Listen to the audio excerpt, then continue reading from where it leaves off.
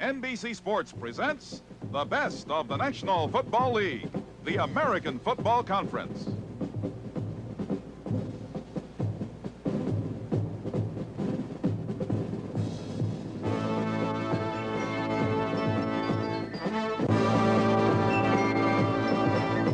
Brought to you by Chrysler Plymouth, who invites you to see the sporty Plymouth Arrow, Fire Arrow, and brand new Arrow pickup for $79. By new Schlitz Light Natural Pilsner Beer, still less filling with a taste that's bigger than light. And by Hertz, the superstar in rent-a-car.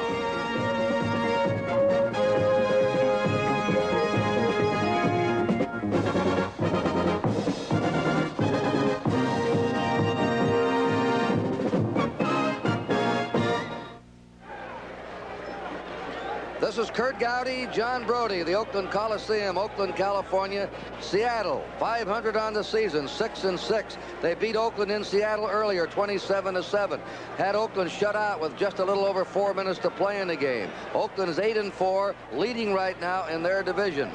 And the march of the captain. There's the standing of the AFC West. Oakland will play Denver here, by the way, a week from Sunday, and they can't make the mistake of looking ahead to that one today. Let's watch the toss of the coin. Heads is the call. Tail. Oakland the winner. Ball. You want the ball. Not very complicated, Kurt. Very simply, Gene Upshaw says ball. They'll take the ball. They'll defend the goal on your left. The black-shirted Oakland Raiders. Seattle Seahawks will kick off from your right. And Patera will gather his club around him. You'll be seeing two exact opposites on the sideline today. Patera doesn't show much emotion. And John Madden will be kneeling, praying, running up and down, kicking. He'll be doing everything out there. A highly emotional coach. And I think it points out how emotion is sometimes so befuddling, because they're both highly emotional people. It's just the one has an awful lot of extrovert to him, and the other one is a total introvert. Jack Patera may be doing the best job in the National Football League this year, and I have never noticed that a coach who is 6-6, he could finish the season over 500. I've never seen anybody with just an over 500 record voted as Coach of the Year, but I think he's an excellent candidate. Efren Herrera will be kicking off, and it's about a 5-mile-an-hour cross breeze right across the field. 23 is Harold Hart. 22 is Arthur Whittington. Hart just picked up again, used to be with the Raiders. He's drifted from club to club. Here's Herrera waiting for the referee signal. Another packed and jammed house here. Long string of sellouts in the Oakland Coliseum. And the kick is tumbling to Hart at the 8. 15 to the 20. 25, and he's spun down on the 26-yard line by Kerry Justin, number 26 of the Seahawks. So we'll set the Oakland Raiders up now. They'll be on their 26-yard line with a first down. Stabler, the quarterback. Whittington, the rookie, 22. Van Egan, number 30, are the running backs. And there are the wide receivers. Cliff Branch, 21. 81, Bradshaw will be on the other side. Dave Casper, 87. Sometimes the Raiders will have Biletnikoff in with a 3 wide receiver attack. John will run down the offensive line for you. Kenny Stabler, 57% completions this year to Whittington. Whittington out to the 30. And he scrambles to the 34-yard line where John Harris, the free safety, made the tackle. Oh, they get 8 on the first play. There's the offensive line, a great one. And the only change is Steve Sylvester. He's been there for 4 years. He has never started a ball game in the offensive line for the Raiders. However, they look at him as one who could play any one of 3 positions. He backs up Dalby and Upshaw. They haven't had a need. And this year, there seems to have been more offensive linemen gone down than ever. Surprisingly, Seattle opens up with a 3-4. 3 down linemen, 4 linebackers. Van Egan for a first down to the 39. And he's hit by Terry Beeson and Keith Butler, the 2 linebackers. Now that's a 4-man front, but they've gone to a 3-man front. They have Ernie Price, Dennis Boyd, and Bill Gregory up there with the linebackers.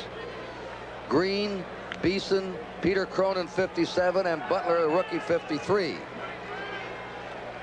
First down. And now they've gone back to 4. Now they jump back to the 4-man line. Whittington on the sweep. He is sliced under by number 38, Cornell Webster, the left cornerback, and by the left linebacker, Sammy Green. Cornell Webster making the stop kind of exposes Morris Bradshaw, who's been doing an outstanding job blocking for wide sweeps, and Whittington is the first guy that's run any for Oakland in quite some time, is a very integral part of their offense. That time Cornell Webster got behind him and made the play. Vanasak has replaced Van Egan. Second down, 7 for the Raiders. Their 42-yard line. Whittington, they're trying to get outside with Whittington. Whittington's over the 45 to the 46-yard line. Terry Beeson met him there. Arthur Whittington weighs only 180. 7th-round pick. They didn't think he might last, but he's not only lasted but become a starter. They've had 2 backs go down, Clarence Smith, Robisky with knees. And the reason that Whittington may be as important an increment today as he could be is that Terry Beeson is awfully tough in the middle. You get the feeling that Oakland is going to try and stuff Seattle defensively in the line, see if they can't control the game at the line of scrimmage with their outstanding offensive line. They're going to have trouble inside because Beeson is so strong. If they do things effectively, I think it'll be Whittington to the outside. Oakland rushed for only 70 yards in that first Seattle game. So the Seattle defense did an excellent job on them. Down right now is Dave Brown, the right cornerback from Michigan. And they're examining his right knee. Keith Simpson will come in. The Jets upset Miami 24-13. Are there any upsets though anymore? I think they're just going to have to quit predicting someone to be the favorite, because I think we're 4 for 4 today, and last week we were 9 out of 14. It's about time we filed a favorite. Look at New England now. If they win today, they'll be playing. They're just starting now at Baltimore. If they win today, they'll go 2 games up on Miami, and they'll be an excellent condition to go on and win their division, qualify automatically for the playoffs. New England just scored. They lead Baltimore early, 7-0. 3rd down and 3 for the Raiders with a slot right. Somebody moved. It looked like it was 56, Steve Sylvester. Well, you get a little nervous. You know he's a little pumped up. And as a matter of fact, the whole Oakland team last night in the lobby looked a little more intense than I've seen them in the past. I went up to say hello to Matusak. His only comment was... Number 66, offense, 3rd down. His only comment was, all you quarterbacks. He said, there's something about you I just can't stand. I thought, well, you may not like me, but you better get the guy playing. Sandifer goes out. Justin, a 5th secondary, backs in. Now Whittington is out. And the 3 wide receivers are in. Biletnikoff, Bradshaw, and Branch. 3rd down and 8 for the Raiders from their 41. Stabler for his first pass. And out it goes to Dave Casper for a first down. They're on the Seattle 43-yard line. Casper's dragged down by Cornell Webster. And you can, they are putting a burden on Keith Butler. He's the linebacker. He has to, that was Sammy Green. He has to keep Casper to the outside because the middle linebacker is gone. They're in a man-to-man coverage. That simply means Autry Beeman could not cover that much ground to get into the play, and Casper picks up a first. If you give Stabler a chance, he's going to come to Casper. Jack Christensen, the defensive coach for Seattle, mentioned before the game they've got to do something to handle him. Van Egan on first down, short yardage to the 42 of Seattle. Stopped by Dennis Boyd, the left tackle. It'll be 2nd down 9. The Raiders in Seattle territory. Now Raymond Chester comes on the field. Morris Bradshaw's in. Biletnikoff comes out. Whittington comes out. Double tight end offense. Chester and Casper. Chester does not start here. He could start with most clubs in the NFL, but he gets quite a bit of playing time. And the reverse is off to Bradshaw at the 40-yard line. Bradshaw scoots to the 37, bumped out of bounds between the 37 and 36-yard line by Autry Beeman, the strong safety. Stopped by Cornell Webster along with Autry Beeman. Let's see what Sylvester is doing. In his first start, He pulled a little early on one wide sweep, got him a 5-yard penalty. This is a perfect job. He might be a little tenuous in that he hasn't picked up his man quick enough, but when he does pick him up, he got Beeman, put him back about 4 yards past the line of scrimmage. Good job by the offensive guard. The Raiders face a third down and 4. Chester's out. Branch is in now. He's to the left. Bradshaw's to the right. Van Egan and Whittington, the running backs. Sideline pattern. There he is at the 25. Branch to the 20 to the 15. First down, Oakland. Kurt, perfect example. That little pump job that Stabler put on and put Keith Simpson right up on top of Casper. He just brought the ball back. Morris Bradshaw standing way outside, just lulling down the sideline. Watch Stabler's that little pump. Now he looks right at Casper and throws it over the top of his head. If we see in the screen, Casper is down on the ground with Simpson. Bradshaw standing all alone, and they're in perfect scoring position. First down, Oakland on the Seattle 15. Raiders started this drive under 26. No score. First period.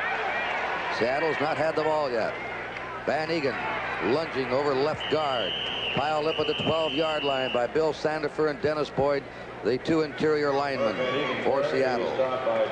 Kenny Stabler's not thrown an interception in these last 2 games. Everybody's been wailing about what a bad year he's having. Actually, he's ahead of last year in yardage at the same stage, same number of games, and only 1% completion behind last year. And I think interceptions being the criteria by which you judge quarterbacks is the most overrated stat in the world.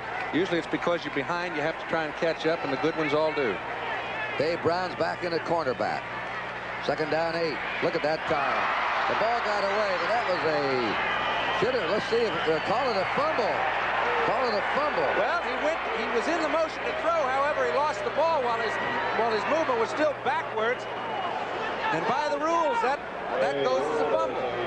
Boyd gathered it in, and just watch it plop out of his hand, John. He's going backwards to throw the ball. He comes forward with the ball already gone. There it's gone. That's a correct call. It'll be Seattle's ball, and we'll look at them on offense right after this message.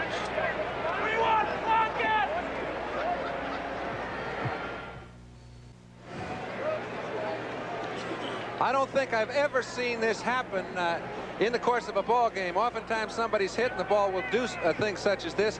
However, Stabler's all alone. He's got his man. The ball's a little slick, as it often is early in the game. He knows it's gone backwards. He was not coming forward when it left his hand, and it was a correct call. God, I do remember seeing that once. Gerald Yepemian in the second game. Of course, he's not the passer Stabler is. No. First down, Seattle on their own 20-yard line. Jim Zorn quarterbacking in the I formation. Zorn to the deep man, Sherm Smith. Smith really ganged up. Smith has picked up 559 yards this year, just under 5 yards to carry. He can catch the ball. He's a big all-purpose back. Thank you very much, the Raiders. It's on the 23-yard line of Seattle. Second down and 7. Smith 47.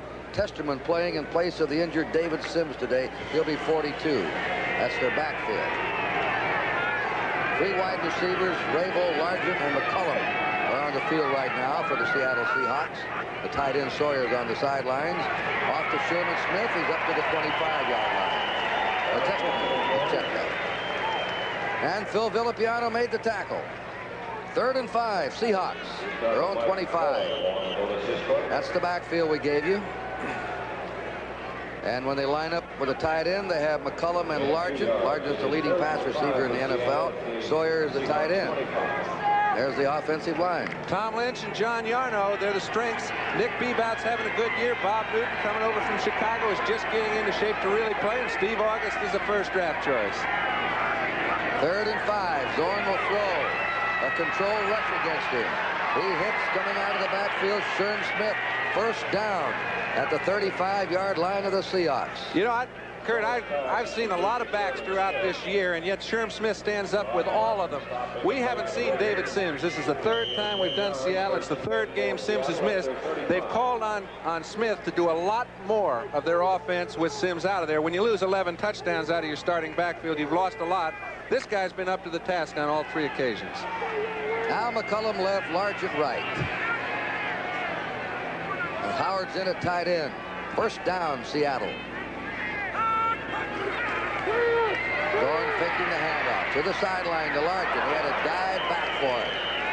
Larkin, a brilliant young receiver, has caught 52 balls this year for an average of 17 yards a catch and 5 touchdowns. And if he caught 52 that were as hard to grab as this one, he is some kind of receiver. He has to leave his feet. Zorn throws the ball the only place he can. Larkin brings it down, 2nd and 3. I think you'll see Seattle go to a lot of quick type patterns against Oakland because their defensive line and linebackers have been playing better every week. Al Hunter's team with Smith as a running back. Testament to the sideline. 2nd down, 6. Hunter tackled at the 43-yard line of Seattle by Willie Hall, the inside linebacker. Al Hunter out of Notre Dame. There's the front 3. Matuzak, the left end. McCoy's in the middle. Sistrunk at right end. The rookie starter, Browning, has a bad ankle, is not playing today. And 4 linebackers. Hendricks Martin is starting in place of Monty Johnson, who's injured, Willie Hall, and Villapiano.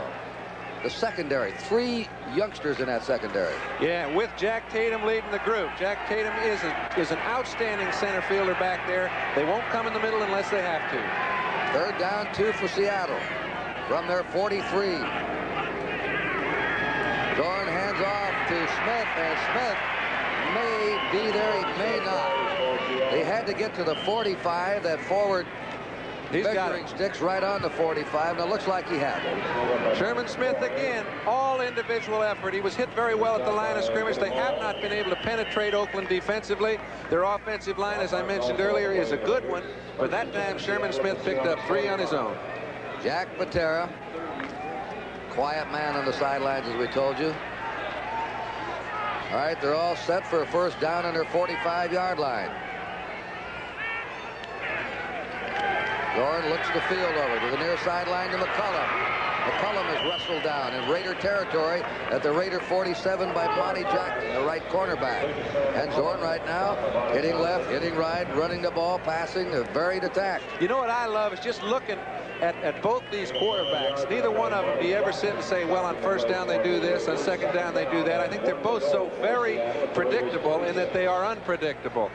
Zorn's going to run his sprint draws on first down. He's going to throw his play actions on first down. Stabler's going to throw the ball on any down. I think we're just getting in for a good day. They have 2nd down and a yard to go on the Raider 46.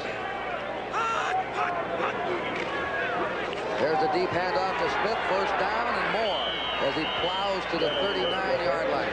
Maybe the 38 of the Raiders, taken there by Villapiano. 7-7, Baltimore is tied New England. Lyle Blackwood intercepted a pass of Grogan's and ran 21 yards for a score. Miami lost today for late tuners in. New England can open their lead to 2 games by beating Baltimore today in the AFC Eastern Division. Seattle on the Oakland 39, first down. Smith hit and pulled down at the 38-yard line by Charlie Phillips, the strong safety. A yard gain, 2nd and 9. Sherman Smith will elude most of these tackles. His offensive lineman and Don Testerman do a pretty good job of blocking. He's putting Charlie Phillips in a bind, one-on-one out there. Nobody else to contain. He was up to it. The Raiders took the opening kickoff, drove to the 12-yard line of Seattle. Stabler fumbled. Now Seattle's come back. They have a 9-play drive going. This will be their 10th play of the current drive. 2nd down, 9. 38-yard line of the Raiders. Deep drop by Zorn. Shoots it deep, deep. Rabel's there. Rabel has it. Steve Rabel for a touchdown. Rabel scores an 80-yard march by Seattle. And Rabel out of Georgia Tech his 3rd year. A perfect strike by Jim Zorn. When you say perfect, you couldn't hit it any more on the head. Rabel does an outstanding job, however, of giving Zorn enough territory toward the sideline to throw to. He's out on the wide side. He cuts way inside. Charlie Phillips comes all the way back to the outside. You can see how much room Zorn has to lead him. He could have let him another yard or 2. It would have still been a touchdown. That's good communication between offensive receiver and quarterback. Zorn now is 4 out of 4 in the first period. Zorn will hold. Herrera will try the point. The kick is up, and the kick is good. And Seattle 80 yards for the score. Timeout. It's Seattle 7, Oakland nothing. That's the story of the Seattle drive. Herrera will be kicking off. Deep for Oakland, Harold Hart and Arthur Whittington. They've been trying to kick away from Whittington. And they drive this one to Hart on the 6. Look out. 15 to the 20, 25. Oh, he fell down. He had some open ground ahead of him. Might have gone another 10 yards upfield.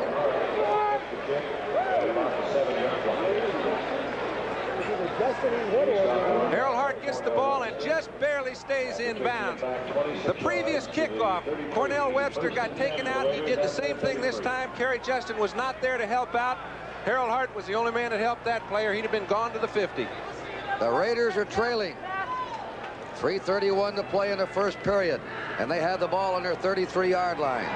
Branch spread to the left. Bradshaw right. Van Egan and Whittington the running back. Staver will go over the air. Shortman over the middle to Van Egan to the 40. Van Egan is tripped up by number 58, Terry Beeson of Kansas. And he's downed on the 41-yard line of the Raiders, an 8-yard gain. He delayed and just slithered over the middle and waited for the short pass. I think that's often the most effective type of throw in the world on first down. Once you fake it to a linebacker has a tendency to leave him alone. He did so. We call it a little check flare. Linebackers are usually back in their drop. He handed it off. Now he's got 2nd and 1. Seattle's gone to a 3-man front. Sandifer goes out. Cronin comes in as a 4th linebacker, Peter Cronin. Van Egan hit and dropped at the 40-yard line by 58, Terry Beeson, again the middle linebacker. That's going to bring up a 3rd and 3, John. And you know they go left when they get in trouble.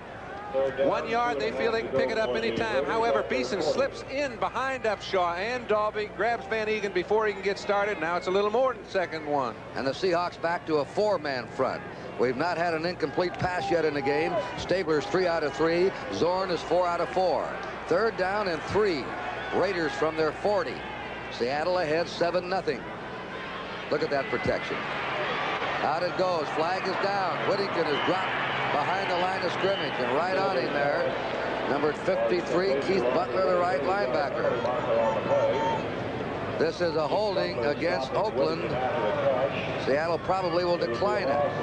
There's a final, an interconference game. Cleveland beat the Rams 30-19, the 3rd loss this year for the Rams.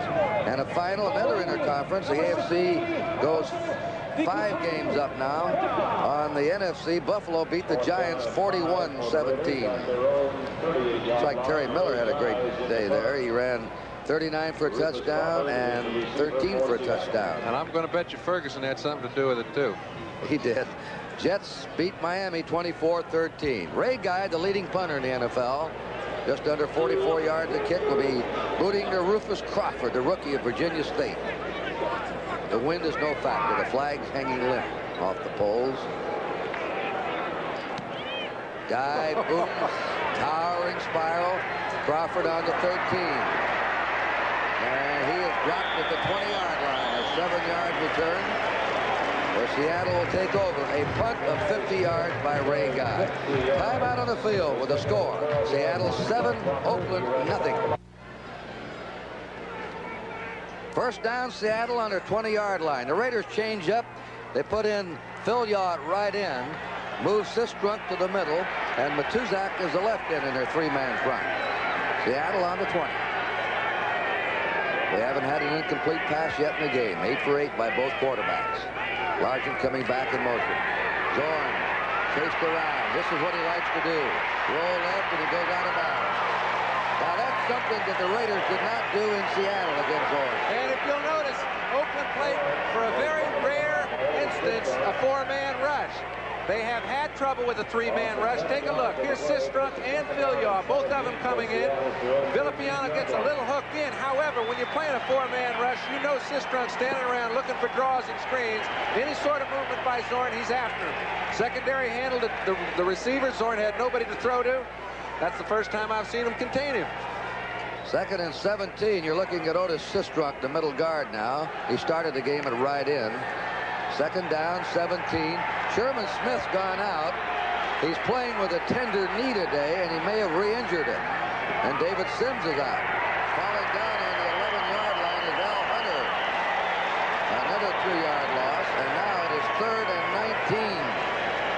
Julia was on top of him. Sims, one of the top scoring backs, the leading rusher for Seattle, sitting out with a bum knee. Smith has just gone to the sideline. But when those two are healthy, the Seahawks have them a fine pair of running backs. That's right. I think you can look forward to Al Hunter running the ball an awful lot today, because if Smith's knee is a little bit tender, they're not going to run him a lot anyway. The Raiders have 5 defensive linemen on the field. Third down, Pat's in there now. Pat Toomey. The rush the passer, but they go with a draw. And drop was Testament, and he's hit by 83, Ken Hendricks, who's having one of his greatest years, and he's had some good ones. Now the Raider defense gets a hand as they come to the sideline. Seattle will be punting with 4th down and 17.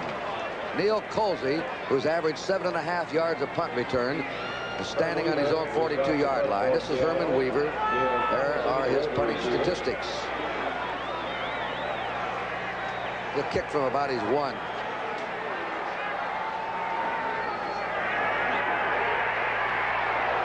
Lowen bouncing, gets a Seattle bounce to the 50. Phillips storms to the 44 and dropped at the 43-yard line of Seattle. The Raiders have great field position now. Ray Guy helps set it up with his 50-yard kick. Timeout again. Our score late in the first period, 7-0 Seattle. Raiders ball on the Seattle 43. New England leading Baltimore 14-7. Grogan to Jackson, 23 for a touchdown. 3:21 to play in the first period. Baltimore, you remember, upset New England earlier in the season.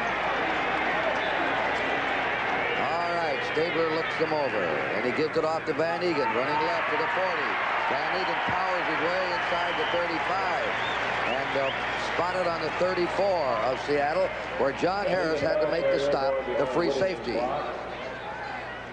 All right, you're playing a team in Oakland that is pumped up. These guys, look at that offensive line surge. Shell, Upshaw. These guys are doing a job. Dalby handles his man from the right tackle position. That's a nice little 9-yard pickup. And they're not bringing it back. That's the end of the first period. We'll be back with the second quarter of today's game right after these messages. Kurt Gowdy, John Brody into the second period. Seattle leading 7-0. John Madden, 102 victories now in just 10 years. Trying to drive for the first down is Mark Van Egan. I think John got to those first 100 wins just a little bit quicker than Don Shula. But both got there, and that's the point. Getting there is the accomplishment. That's averaging 10 years to win. That's a lot of wins. Now look at Madden. He's fuming. As fast as the turnover is on coaches in this game, for a coach to get 100 wins, they've made it. We're going to have the measurement. Time of possession in the first period. Each team had the ball 7.5 minutes. For late tuners in, the Raiders took the opening kickoff, drove to the Seattle 12-yard line. Stabler back to pass. The ball plopped out of his hand. He fumbled. Seattle recovered, and then Seattle went 80 yards for a score, with Zorn hitting wide receiver Steve Rabel. They're inches short on the 33-yard line of the Seahawks. The Raiders have a 3rd down and inches. Van Egan and Whittington with 3 tight ends on the field. Whittington has the first down to the 32-yard line of Seattle. They try to pile him up. Beeson was submarining the play. The middle linebacker, Boyd and Price were angling in. I'll tell you, Henry Lawrence did a good job. You can see Upshaw in the hole leading Whittington. However, the space was made available by Lawrence's block.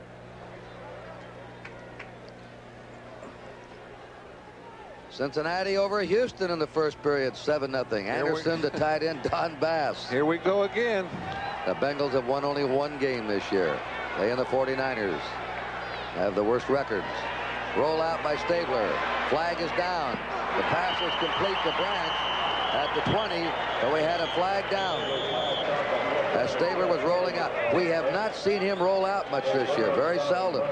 He used to roll out and run the ball a lot. He had very mobile ability and running, but then he came up with a bad knee. Here's a holding call against the Seattle Seahawks. It looked like Peter Cronin was all over the top of Whittington. 12 yards on the Or Sammy Green. Holding, number 53, defense, declined, first down. Butler, they call it on. Keith Butler. first and 10 for the Raiders. See if we can spot it, John.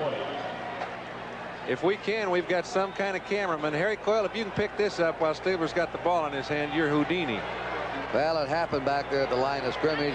Stabler now lines him up. First down to decline the penalty. Whittington to the 20. Touchback.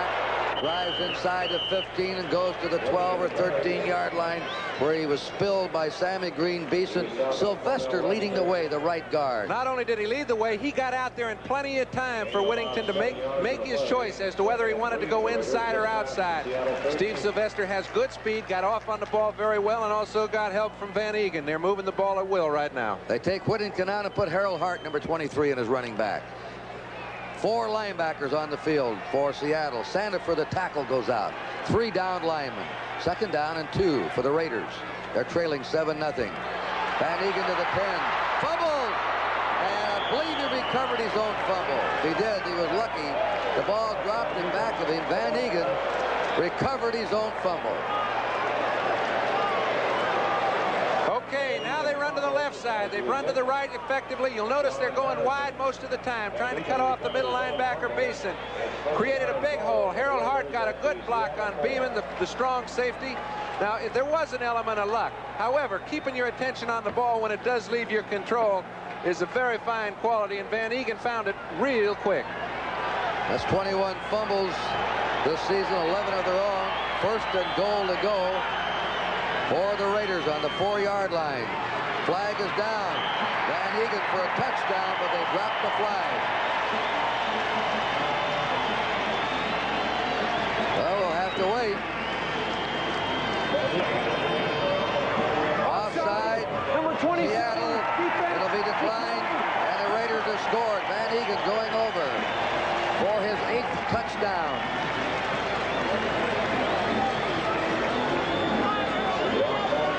Sean Shell again. This time, look, these are big holes when you're dealing inside tackle to tackle with down inside the 5-yard line. He found enough to get his whole body through, get the ball over the end line. 7-6, going for 7-7. Errol Mann for the point. It's up, and the game is tied. And the Raiders tie it with 12:29 to play in the first half. We'll return to the Oakland Coliseum right after this word.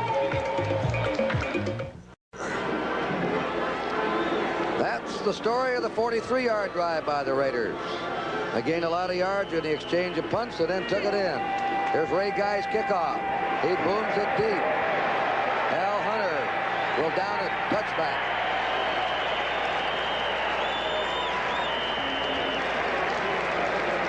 Seahawks ball, first down on the 20. First and 10 for Seattle, the Seahawks 20. NFL 78. Next Sunday, we'll have a feature, Fairbanks versus Landry. They'll be meeting their games. There are the games after NFL 78 at 12:30. The early games are Baltimore at New York, Miami at Washington. Starting at 3:30, we'll have Pittsburgh at Houston, Cleveland at Seattle, New England at Dallas. Landry and Fairbanks will be meeting in Dallas. Zorn fakes, throws it down the middle, off the fingertips of the tight end, who was wide open, John Sawyer. Very well run pattern. He got behind Hendricks on a little play action fake. The ball was right where it had to be thrown. Sawyer had only he and Tatum to contend with if he caught the ball. Forgot to carry it. Zorn has thrown for more yards than any quarterback this year. That's the first incomplete pass of this game.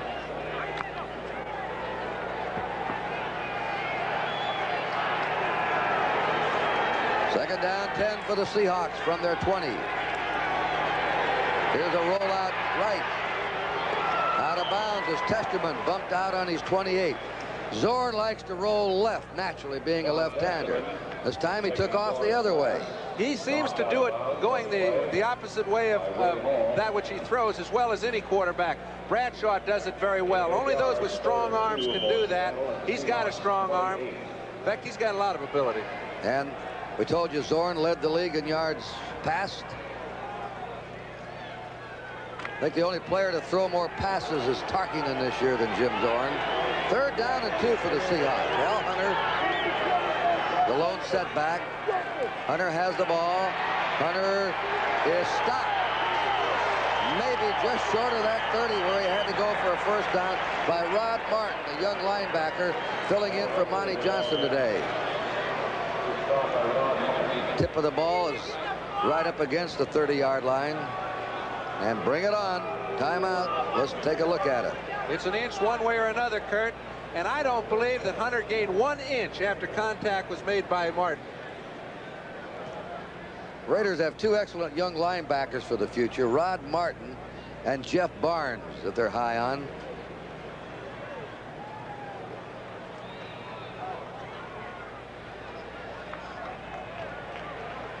Short by an inch, Kurt, and that just means the chains are correct. Here comes Hunter. Pretty good block at the point of attack. However, Mike McCoy was the man that got the good lick, allowed Martin to stand him up and hold him an inch short of a first down. The Raiders are going, or the Seahawks are going for it. Patera has sent Bullard in, a left tackle, offensively. This is 4th down and an inch to go. I like it. On the Seahawk 30-yard line. Testerman, first down. Testerman wriggles out to the 34-yard line. They gamble in their own territory. I think, you know, it isn't a gamble. It's the same as a turnover. They think their chances are about 80-20 to make it, maybe a little higher, doing it from inside your own 30-yard line. But they move people out on the right side. When you do that, anybody can run for yardage. Both Bob Newton and Steve August did their job. And so did John Sawyer. John, all those 3 were wedging ahead of him. Seattle under 34, first down. Game tied, 7-all, second period. Smith's back in. He is banged hard at the 35 of Seattle. And he's hit there by number 53, Rod Martin, the inside linebacker. And John Matuzak, the left end, number 72. 2nd down, 9. Time remaining, 10:57 in the first half. Seattle scored first. 80-yard drive. The Raiders came back on a 43-yard drive. Rabel scored the touchdown. A pass reception, 38 yards for Seattle. Van Egan bucked over 4 yards for the Raiders. That's been the scoring. Rabel's on the field right now. 3 wide receivers. In motion goes Testerman. Zorn dropping deep. Throws to Testerman, and he's bumped out on the 41-yard line of the Seahawks. Driven out by Monty Jackson, the right cornerback, 42. Zorn would have thrown the ball a little bit earlier, but just as he went to unload it the first time, he tripped. And there was nobody back there. He's got awfully good balance to come back and hit Testerman again and still have him open. As he rolls out, you'll see he's ready to go right about now. Whoops. And he knew he had to catch his balance, came back and hit him just on the run. That gives the Seahawks a 3rd and 3. Line of scrimmage, their own 41.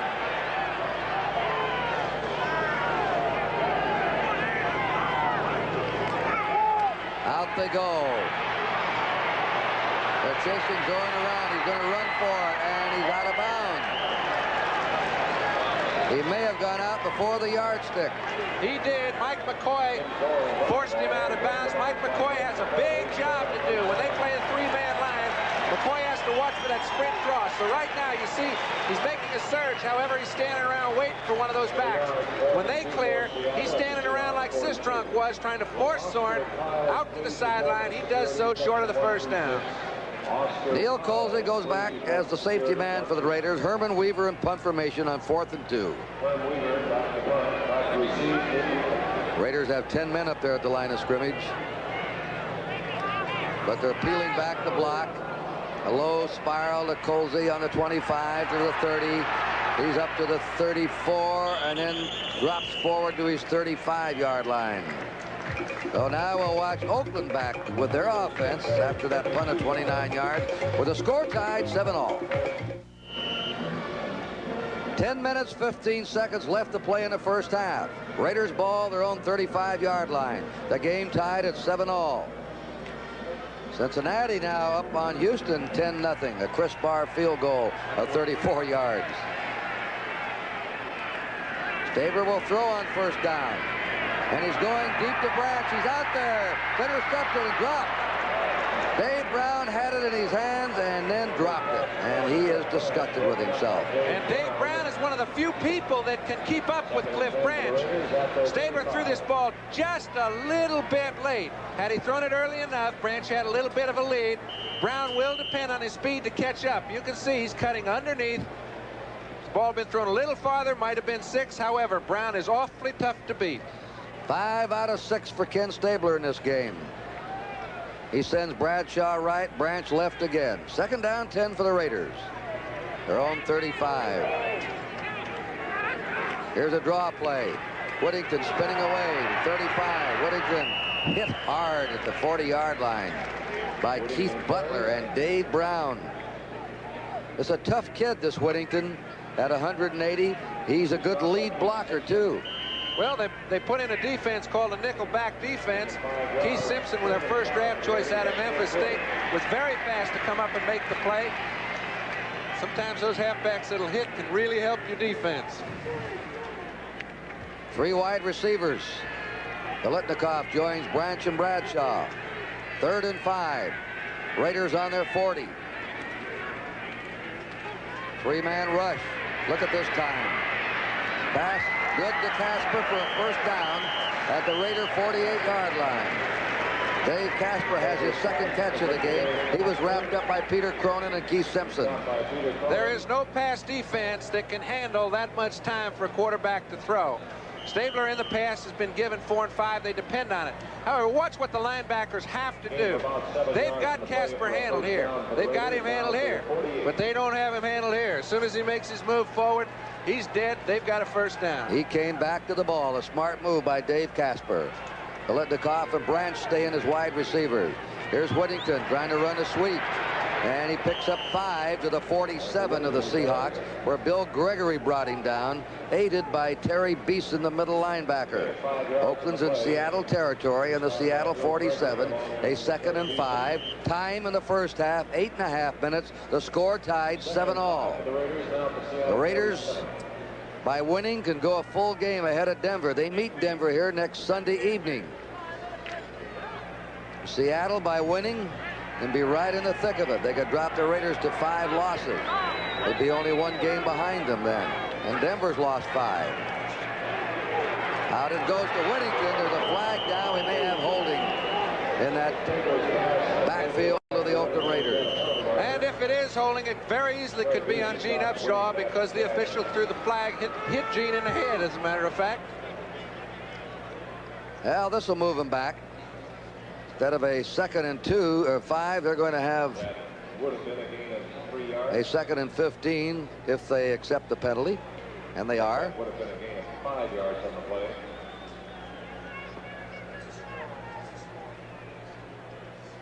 This puts the ball. Let's listen to this. Holding, number 63, offense, 2nd down. It was on Upshaw, as John Brody called it. It's on the 43-yard line of the Raiders. They have a 2nd down and 15 to go. You have to be a pretty good official to catch him. He's had experience. The Raiders now will attack with 3 wide receivers again. 2nd down and 15.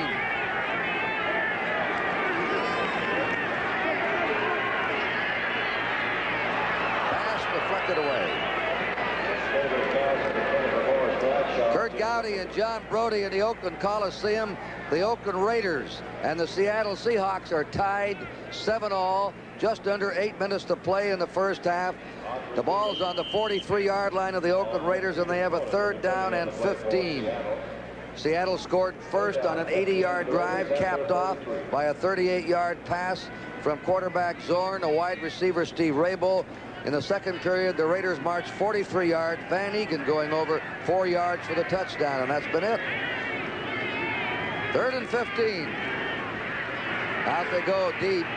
Casper has it. Casper wrestled down on the 42. He's close to a first down. I think John Madden is down there with the official trying to help him out a bit because the official ruled he did not make it by what I was looking at. It's within a foot either way. We can see John. Are we going to go to 8 officials? He's the 8th one. Help, John. And the 9th also. He picks up for 2 of them. He is on top, and he doesn't miss much. You think those tight ends don't know where those first down markers are? I think every year he's becoming more and more the John Barrymore of the sidelines. You can watch him. The first down, watch him there. Yes. He's going to let that judgment slip. Okay, Stabler's got plenty of time to throw. His man in the clutch is Casper when he can get to them. They're in a 5 defensive back situation. Linebacker and Autry Beeman both trying to handle Casper. Makes a perfect cut at the right time, and Stabler puts it where he needs, and they've got a first. Raiders on the Seattle 42, first down. Game tied, 7-all. Branch, Bradshaw, the wide men.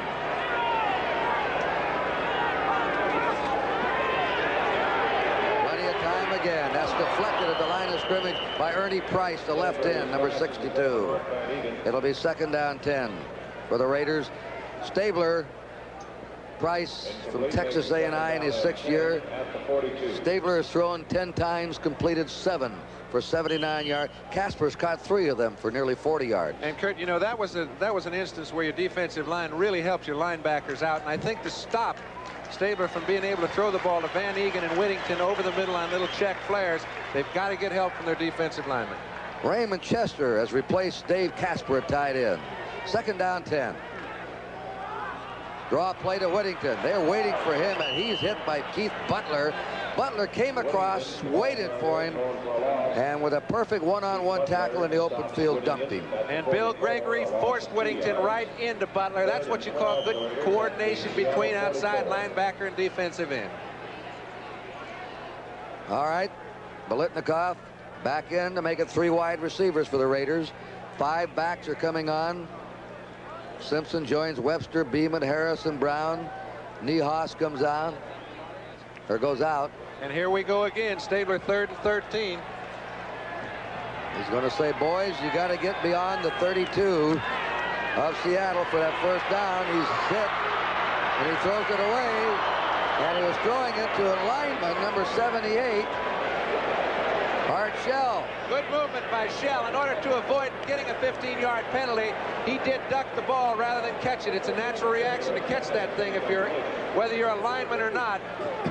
Stabler could not tell. He was under real duress here. Good pass rush. They're playing a little game. They're also sending a linebacker in on the play. They slipped the block. As they did so, pressure up the middle hurts any quarterback. Keith Butler on a blitz. Stabler can't differentiate between Shell or Van Egan. That's okay. That Lawrence hit the ground, didn't he? I don't want any part of that ball. Punt formation with Ray Guy. Rufus Crawford is the safety man. Guy will either try and hang it up. Low snap. He gets away. It's blocked. They blocked it after the no snap. And it's out of bounds. In there was Cornell Webster to get a piece of it. Cornell Webster, number 38. Guy fielded the low snap.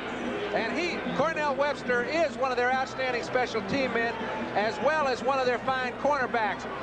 The ball hit the ground, made Ray Guy delay just a little bit, but Webster is off right on the snap of the ball, takes a perfect angle toward it. A perfect angle is where if you miss it, you still don't interfere with the kicker, and they've got a big break.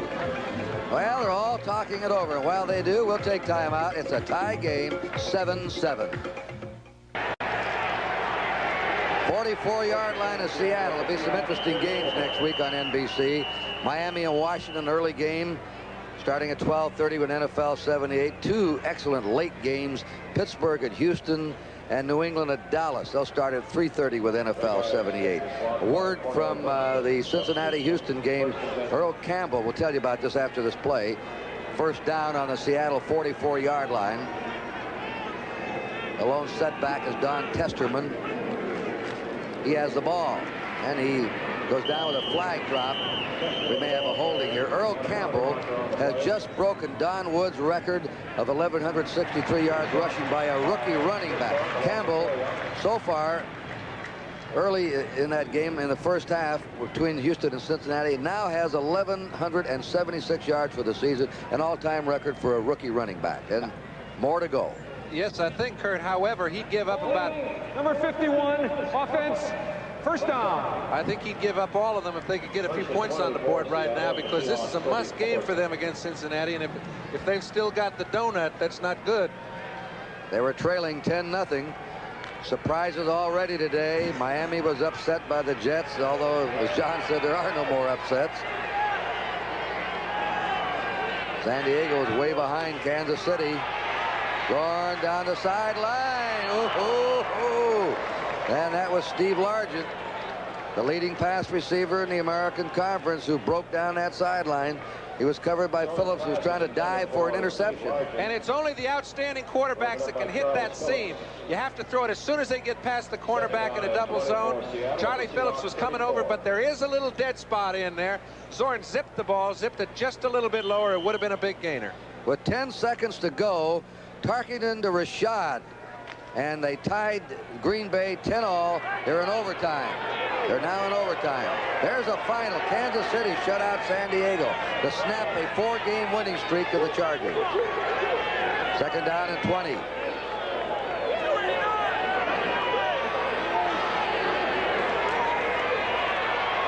Going, rolling. Willie Hall hits him, and the ball squirted away. Willie Hall hit Zorn as he threw the ball. An excellent pass rush by Willie Hall. Let me say something. John will take this replay, then we'll talk. Well, we talked about contain. They're playing a 3-man line with a 5-back defense. Hendricks gets pushed in, allows Zorn to contain. However, they knocked down his back trying to get into the flat area. Willie Hall saw nobody out there to cover. Made a good adjustment, forced Zorn to throw the ball to nobody. They've got a 3rd down and 20. I think what they're doing is what Denver did, John, when we saw him up there. They're putting a spy on Zorn. One of the linebackers doing nothing but trailing Zorn wherever he goes. And, the last couple of plays have been Willie Hall. That doesn't guarantee you handle him, though. No. 3rd down and 20 for the Seahawks from their 34. They run it to Testerman. Testerman is hit by 2 Raiders at the 40 and hit hard. 47 is Charlie Phillips, and 41 is Phil Villapiano. And Seattle will have to punt. And those two do hit some. Howard Mudd, the Seattle's offensive line coach, has taught these guys excellent technique. You see both the middlemen moving the center man out. However, it's a long yardage situation. Sistrunk loses nothing. It's one thing to want to. It's another thing to have the technique to do it, and Seattle does. Weaver punting on 4th down. Neil Colsey at the 20-yard line of the Raiders waiting for the punt. He just got that one away. Colsey fields it on his 25.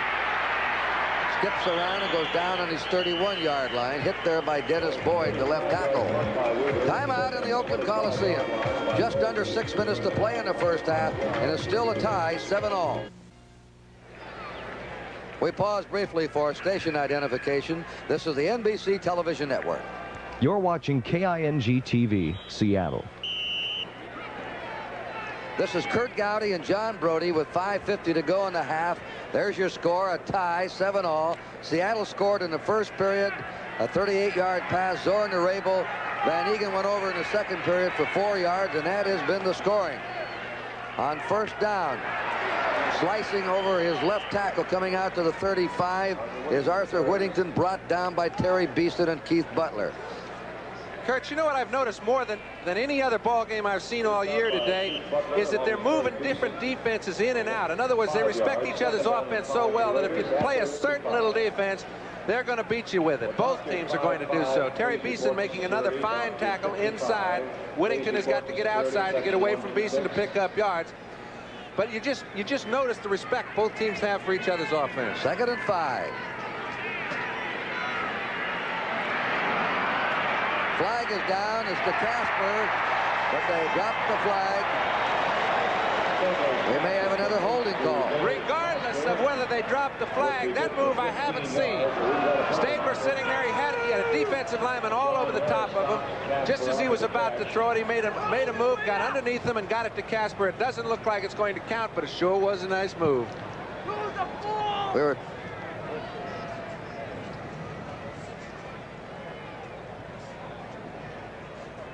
Holding, number 66, offense, second down. That's on Steve Sylvester, the third holding call on the Raiders. There's the overtime. 5 seconds to go when they tied it. We were talking about Kansas City. They have lost some of the most heartbreaking games this year, yet they've hung in there, and today they shut out San Diego. The Bears win their second in a row, beat Tampa Bay 14-3. Arthur Whittington out to the 32-yard line. Brought down by Webster and Ernie Price. Arthur Whittington, the ball carrier. The Cardinal 4-game streak stopped today. The Eagles beat them 14-10. The Eagles are working their way toward a playoff spot. New England leading Baltimore 14-7 in the second period. Cincinnati leading Houston 10-0 second quarter.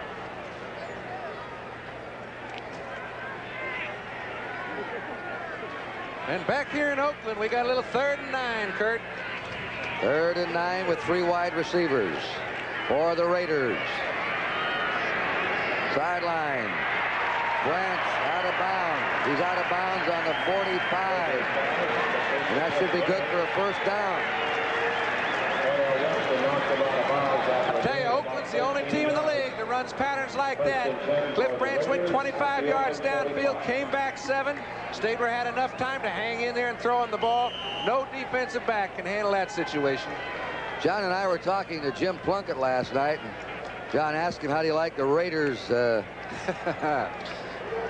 policies? He said, I tell you one thing, their passing game is different than anyone.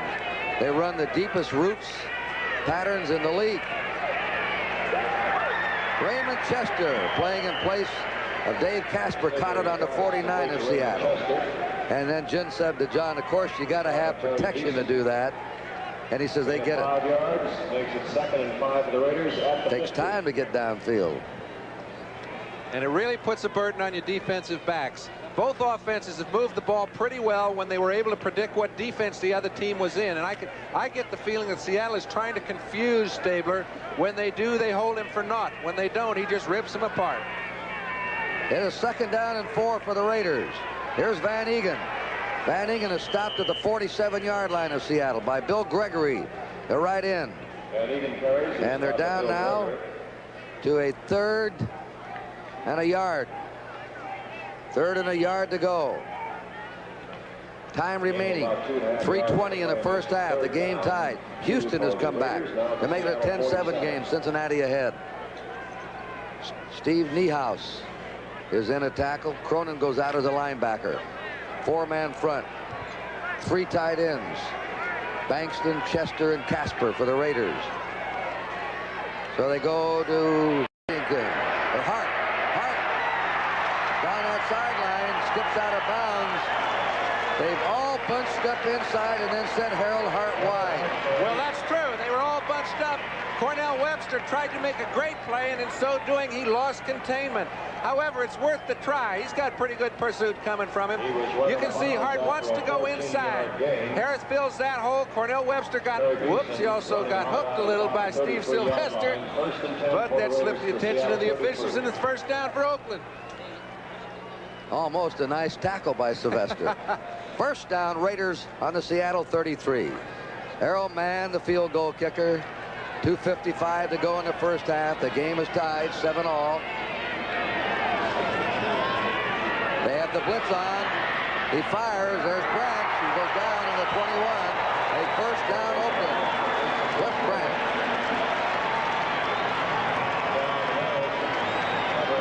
You can tell Stabler as well, Kurt.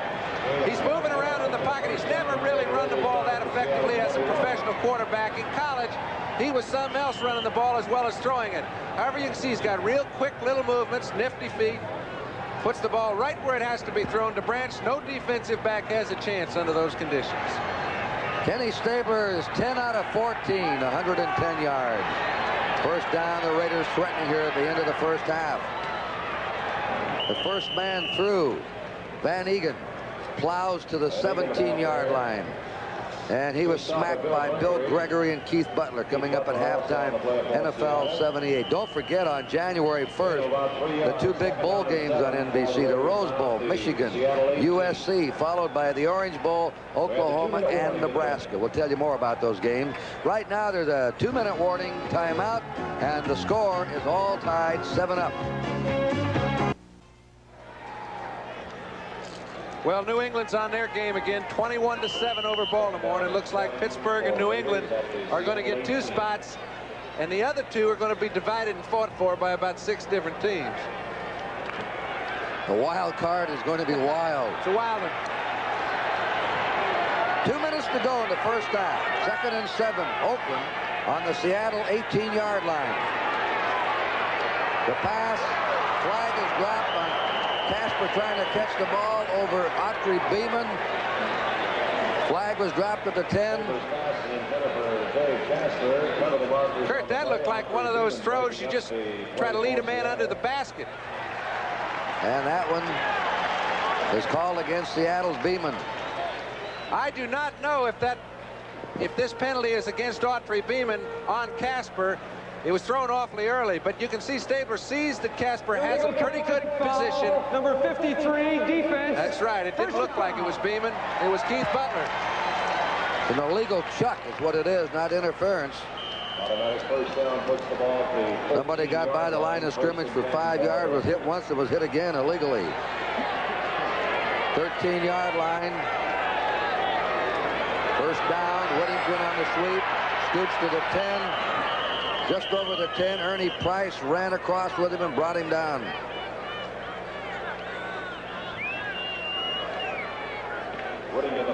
Second 7. Earl Campbell has just broken the all-time Houston rushing record for a season. 1,198 yards. This is his 13th game. The old record was set in 14 games. Second down, 7. The 16-game schedule will change without a record. Bryant, saved there by Johnny Harris. Harris high in the air to tip it away. And the impressive thing on the play is it was a blitz. All the backs were trying to get on their receivers as fast as they could. Stabler had plenty of time to throw it. He saw Harris cutting underneath, but as Harris tried to intercept the ball, if we can see it in the screen, which I think we can, he hooked Cliff Branch's foot. Well, he didn't hook it at that point, but he did get up and hook the ball. I must be seeing things out there, pal. Sometimes it helps. Third down and 7 from the 10-yard line to Seattle. It is no good. DeMorris Bradshaw struck the turf in front of him. And now the Raiders will be coming out with Errol Mann to try a field goal as their attack stalls at the Seattle 10. Crossing patterns are the hardest things for defensive backs to defend against, and when you give your quarterback time, it's almost certain death. That was the second crossing pattern in a row, and the defense was up to the task for both of them. This will be a 26 and a half. Make it a 26-yard field goal attempt by Earl Mann. David Humm will hold it. It is down, it is up, and the kick is good. And the Raiders have the lead.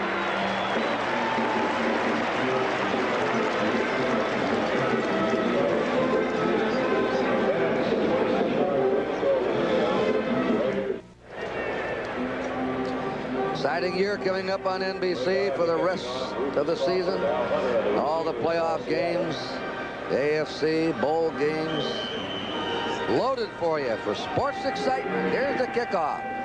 Guy's boot wobbles down to the 10. Picked up by Crawford at the 5. He's buried. He's down to the 5-yard line. But they may spot him on the 7-yard line. Harold Hart got down there.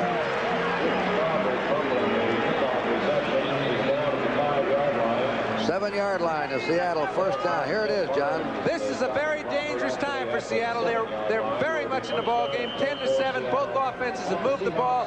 Oakland's got a little of the best of it. However, a mix-up on a kickoff. Harold Hart down there to cover. They've got the ball on their own 6-yard line. There's a minute to play. You can bet Oakland will take time out if they don't get out of this hole. Largent, McCullough are the wide receivers. 1 minute to go in the half.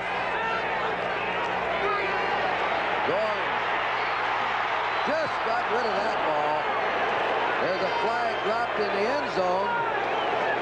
Matuzak was really in on him with Willie Hall, who was blitzing. This may be a 2-point penalty, too, because if that's holding in the end zone, that's what it is. Zorn used his head very well. The flag was thrown in air. There is no foul on that play. The flag was thrown in air, so let's just give credit to Zorn for making a real heads-up play. He knows where he's standing. He's trying to follow Rabel all the way. He knows he can't hit him, but he can get it close enough to not get called for a penalty, and they come back 2nd and 10. Well, at least the official was honest. He came right out and said, hey, we blew it. We threw a flag when we shouldn't have. No penalty on the play. I've always wondered why you weren't supposed to do that. We've seen that several times this year. 2nd down 10. The Seahawks from their 7. Duke Ferguson in there now, replacing McCullum at wide receiver. Zorn again will throw. This one is out, and he hits Testerman, who's up to the 16-yard line of the Seahawks, where he's stopped by Ted Hendricks. And the Seahawks call time. They have 2 left. Oakland has 3. I'll tell you, that's the Seattle group is with it. They're on their own 16-yard line with 47 seconds left, and they're calling timeout. Now, Jerry Rome, who I think is about as imaginative as a play caller as anyone, who is their coordinator, is upstairs calling plays. He must think they have something down here, or maybe he's confused as to which way they're going. However, they've been doing this all year. They've been getting out of holes all year. Here you can see him conversing with Howard Mudd and Jack Patera. There may be a play that can go 83 yards. However, I think I'd just slip it on into the locker room, come out and try to play him again in the second half. A Sports World special edition, 4 to 5:30 p.m. Eastern Time. Matty Porloff against Marvin Johnson, a 15-round WBC light heavyweight championship fight from Italy. Porloff, the 30-year-old WBC light heavyweight champ from Yugoslavia. 122, lost 1 fight and had a draw. He's had 11 KOs since he turned pro 3.5 years ago. Marvin Johnson is a 24-year-old powerful puncher, strong attack, especially in the early rounds. And that will be on NBC Saturday, December 2nd. 3rd down, a yard to go for the Seahawks. 47 seconds remaining in the half. Testerman is stopped short of a 1st down. Now the Raiders may come in and call time and stop the clock. I think there is no doubt. Okay, they're calling on their offensive line to move somebody out on the left side. Testerman sees no hole to the left outside, has to cut it back to the inside, and when you stop, your momentum has nothing going for you at the line of scrimmage. You're not going to make many yards. And it's all confusion. They were on 4th down. Yeah, but that's just heads-up football. They feel they caught the Raiders with more than 10 men on, with more than 11 men on the field. They were going to get a penalty and cold control of the ball. Zorn used his head. However, Oakland was smart enough to call another timeout. And now they'll punt. That was all confusion. The Seahawks had men pouring on the field trying to scramble off. So now each team has 2 timeouts left in the first half. The last game, Seattle rushed for 204 yards. Today, they've been held to 31 yards rushing in the first half. It's been a different Oakland defense. Coming up at halftime, NFL 78, with all the highlights and scores of what's happened today. And a lot's happened, as usual, in the NFL. That's Testerman talking to the Seattle head coach, Jack Patera. 10-7, Oakland leading. Madden wants to talk to somebody. Now he calls the official over. And Patera was just talking to Zorn, and it didn't look to me as if he was asking him for instructions of any sort. I don't know what happened out there, but it didn't look well enough organized to be able to draw a penalty even when Zorn went back in and took the ball from center. Herman Weaver in punt formation. Colsey's on his own 45.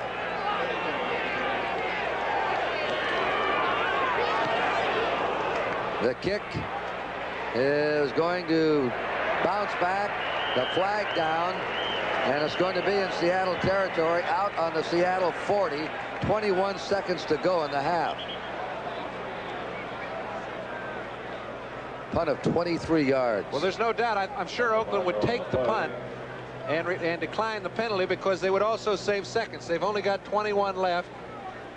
However, if it's against Oakland, that might be a 3-point break, and it is against Oakland. It's a personal foul against Oakland. This will give Seattle a first down, and now they can retain possession and run it out in this half, or try and score. Yeah, running it out isn't in their playbook. Personal foul, unnecessary roughness, number 47 defense, first down. That's on Charlie Phillips for unnecessary roughness. And it must have happened before the ball was in the air, and that's the only way that Seattle could keep control. Seahawks with a first down on their 32-yard line, trailing 10-7 in the last 21 seconds of the first half.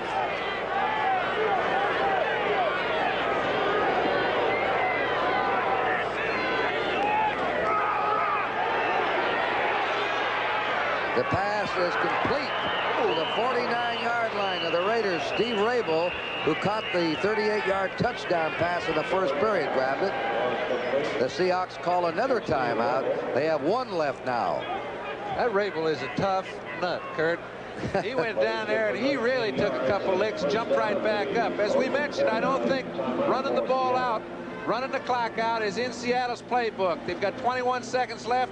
They're well in their own territory. One good pass play. They get it up above midfield. Rabel takes the shock, and they've got about 12 seconds, and they still might get 3. Might get more. Who knows? The Zorn, I wouldn't bet against him on anything. He's just one of the stories of the NFL in his third year from Cal Poly. Undrafted. Nobody drafted him. He went to the Cowboys right down to the last day before they cut him when they got Preston Pearson from the Steelers. Then to the Rams, they tried to hide him, and the Seattle Seahawks picked him up. And they admit they didn't know what they had. Exactly. But they got something. They all said they liked Jim Zorn, right? But it got down to a numbers game. Well, if he'd been what he is today, they may have cut their first stringer and kept him on the football team. So those are justifications for losing a big man. First down, Seattle on the Oakland 49-yard line. The clock starts. It's down to 10 seconds. 9, 8. Sideline. No good to Testerman. 6 seconds to go in the first half. Lester Hayes was covering Don Testerman. He was covering Don Testerman, but I believe there was a man covering Largent, too. I haven't seen the replay yet. However, they're trying not to let him off the line of scrimmage. Lester Hayes gets a pretty good piece of him. You cannot throw it to a man lying down and pick up many yards. So Zorn just slips it out to Testerman. It wouldn't have been many yards anyway. Now they're down to 6 seconds. When you hear us talk about a chuck, that was a chuck you saw on Largent when they bumped him and knocked him down. After that, they couldn't touch him again.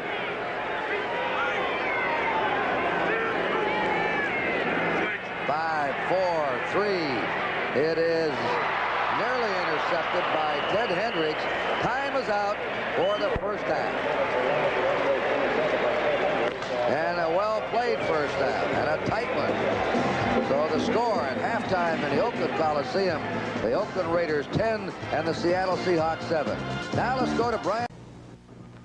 Hi, I'm Phil Villapiano of the Oakland Raiders. I've been very fortunate to achieve success, but I didn't do it alone. Many people helped me along the way, some by sharing experiences, others by lending support when I needed it most. Now it's my turn to help others, and I'm doing it through the National School Volunteer Program in my community. As a school volunteer, you can help kids of all ages by talking with them about your job, tutoring math, reading, social studies, or foreign languages, and working with kids with special needs by coming in an hour or more a week, you can help others get ahead. Join a volunteer team in your community. Sharing your time and experience can be very rewarding. Right, gang? Right! Write National School Volunteer Program, Box 1000, Alexandria, Virginia, 22313. The preceding announcement was furnished as a public service by the National Football League. Seattle scored in the first period, capping off an 80-yard drive. Van Egan went over in the second quarter, and then a field goal by Errol Mann of 26 yards is the difference at halftime. And now let's go to Brian Gumble. All the scores and highlights, NFL 78. Hello again, everyone. Welcome back to our NFL 78 studios in New York. The Jets have upset the Dolphins, the Browns have upset the Rams, and the Chiefs have shut out the Chargers. We'll have highlights of all of those games, as well as the highlights and scores from all the games of Week 13 when we come back following these messages from your local stations.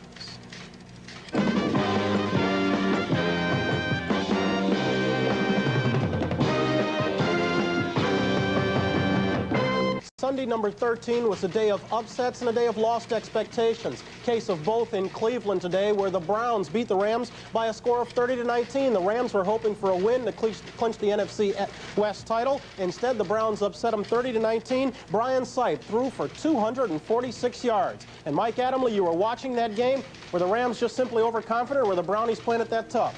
The Browns played very tough. Remember, it's Cleveland, Ohio in November, late November, and it's very tough for a West Coast team to come in there and win. Sipe was exceptional, though, and he had a lot of time given to him by the Browns' offensive line. Here he hits number 85, Dave Logan. Big pass reception down to the 39-yard line. 2 plays later, Sipe went back to pass to hit Reggie Rucker. He does. Rucker's all alone in the end zone. That score made it 24-9 in favor of Cleveland. The score is now 24-12. They give it to Greg Pruitt, number 34. 9 carries, 74 yards. Remember, he's been hurt all year round, all year long. But watch this run. He breaks about 5 tackles, 57 yards in all. Pruitt scores to make it 30-12. Then Pat Hayden got the Rams this consolation touchdown. Here he is flushed out of the pocket by 64 Earl Edwards, 74 Mike Sinclair. Finally, he unloads this bomb to Ron Jesse in the end zone, but it wasn't enough for Los Angeles. They lose 30-19 and drop their record to 10-3. The Browns stay alive at 7-6. Okay, Mike, after a tough loss last week and 3 tough quarters in Buffalo today, the Giants finally bellied up. Gave up 21 fourth-quarter points to the Bills. Bills beat them 41-17 as Terry Miller rushed for 208 yards and 2 scores. The Jets had no such problems coming off a tough defeat last week. They took their act to Miami today and handed it to the Dolphins 24-13 as Matt Robinson threw for 258 yards. And, Mike, we knew all along that Matt Robinson could move the offense, but the Jets' defense actually chased Greasy out of the ballgame today. Bob Greasy threw 3 interceptions. He usually doesn't do that. In fact, he went into the game as the league's leading passer, but he had some problems. Matt Robinson was the man, though. 17 for 26, and this guy was the man, too. 85, Wesley Walker. Here he hooks up with Robinson for a 41-yard pass play. Greasy did throw 3 interceptions, and one of them was to number 59, third-year linebacker Bob Martin. He rumbles all the way down to the 4-yard line before Leroy Harris knocks him out of bounds. Later in the fourth quarter, Robinson got the Jets an insurance touchdown, make it 24-9 with this pass to Wesley Walker in the end zone, and the Jets win a big one. The first time they've swept Miami since 1969, which incidentally was the last time they were in the playoffs. Okay, Mike, 2 weeks ago, the Atlanta Falcons beat the New Orleans Saints when they scored on the last play from scrimmage. Would you believe they did it again today? They beat them 20-17 when Steve Bartkowski threw a touchdown pass to Jim Mitchell on the last play from scrimmage of the game. Bartkowski threw for 266 yards on the day. In Green Bay, the Vikings and Packers played for first place honors in the NFC Central today, and at the end of 5 periods of play, it wound up 10-10. That's the NFL's first tie in 2 years, when the Vikings, last one was the Vikings tying the Rams 2 years ago by the same score of 10-10. And, Mike, there was a lot of defense in that ball game. Both Dan Meyer and Mark Hole missed field goal attempts in the overtime. It's also the only 3rd time since overtime was instituted that an overtime game wound up in a tie. Now both teams are 7-5-1. Defense was the name of the game, as you said, Bryant. Watch Tarkington here. He gets off the hook as he always does, but he throws a ball that he probably should not have thrown right into the hands of number 60, John Anderson. Referee said he was in bounds when he caught it. In the second quarter, 3rd-and-9 situation, David Whitehurst got the Packers on the board, first with this pass to number 80, James Lofton, which was good for 24 yards, and then Turdell Middleton took it in 2 plays later to make it 7-3. Regulation time wound up at 10-10, and neither field goal kicker could convert for either Green Bay or Minnesota. San Diego, Kansas City. San Diego was 6-6 going into this game, and they needed a win. They did not get it. The Kansas City Chiefs shut them out 23-0. Great Chiefs defense and good offense. They had problems getting started, though. Mike Livingston was sacked here for 22 yards and a loss by Leroy Jones. They couldn't kick a field goal, but they came back later in the second quarter with the score 3-0. Livingston goes to the air and finds Henry Marshall in the end zone. That made it 10-zip. And then in the fourth quarter, Livingston went back to pass and hit number 80, Larry Dorsey, in the end zone to make it 17-0. 2 Jan Stenerud field goals made it 23-zip. The Kansas City Chiefs make Marv Levy happy, and Don Coryell goes back to San Diego, wondering what in the heck has happened to his Chargers. Very, very tough team to figure, the Chargers. The Chicago Bears played it like the old monsters of the Midway today. They did it with defense and rushing the ball. The Bears got 8 sacks to beat Tampa Bay 14-3, and Peyton and Harper combined for 249 yards on the ground to get the job done. The Philadelphia Eagles stopped the St. Louis Cardinals winning streak at 4 with a 14-10 win, and in the process moved their record to 8-5. They are still in contention for a playoff berth. New England against Baltimore at the half. The Patriots at 9-3 are out in front of the Colts 21-7. The Colts today had to start Troop at quarterback, and Mike, for a while there, it was a ball game before the Patriots started to assert themselves. Powerful club. Yeah, a lot of big plays, especially when the Colts and the Patriots get together. 2 long interception returns, as we see right here in these highlights. First quarter, Colts ball, 3rd and 1 on the 29-yard line. Mike Haynes intercepts this Billy Troop pass on the 3rd play of the day and runs it in for a touchdown to make it 7-0 New England. Later on in the first quarter, 3rd down and 7 to go, ball on the Patriots 11. Grogan went back to pass. It's intended for number 81 Russ Francis, but 44 Lyle Blackwood picks it off. Last year he was the leading interceptor in the AFC Conference. That made it 7-7. Patriots ball now 2nd and 9 on the Colt 23. Grogan back to pass. Harold Jackson in the end zone. 21-7 at halftime. New England over Baltimore. Okay, Mike, also at half the game, we've been watching the Oakland Raiders out in front of the Seattle Seahawks 10-7, seeking revenge for that 27-7 loss a few weeks ago. Cincinnati, Houston at the half. The Oilers on top 14-10. Mike, let's switch down to you. Earl Campbell has broken the rookie record for rushing. We're going to see his run of about 6 yards that broke Don Woods' record that he'd set back in 1973. Cincinnati got on the board very quickly. Ken Anderson, 3rd and goal situation, finds Don Bass from the University of Houston, number 84 in the end zone, to make it 7-0. And then here's this run I was talking about. A little more than 6 yards, too. First down carry, and Earl Campbell continues his fine work. It was 10-0 at this point when Cincinnati did not score. Houston came back with 2 Dan Pastorini, or a Coleman run and a Pastorini touchdown pass. Okay, Mike, so at the half, it stands Houston 14, Cincinnati 10.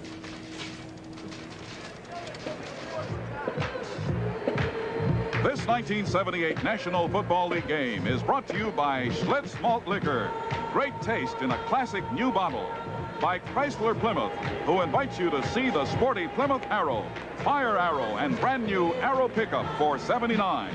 And by Norelco Rotary Razors for a close shave with no nicks, no cuts, no gotcha. Bryant Gumbel in New York back with you once again. Let's run down the events of Week 13 as we have them right now. The Cleveland Browns beat the Los Angeles Rams today. That was an upset, 30-19 the final. Brian Sipe threw for 246 yards. The Buffalo Bills with 27 fourth-quarter points overwhelmed the Giants. Final there, 41-17. Terry Miller rushed for over 200 yards. The Jets beat Miami. Final there, 24-13, as Matt Robinson threw for over 250. On the last play of the game, the Atlanta Falcons beat the New Orleans Saints 20-17. Minnesota and Green Bay through 5 periods battled to a 10-10 tie. Kansas City shut out San Diego by a final of 23-0. Chicago beat Tampa Bay 14-3. Philadelphia over the Cardinals by a 14-10 score, and 3 more at the halves. New England leading Baltimore 21-7. Oakland leading Seattle by a score of 10-7, and Houston leading Cincinnati. That one stands at 14-10. We've still got a second half of ball game to come in Oakland. We'll get back to it right after this commercial break.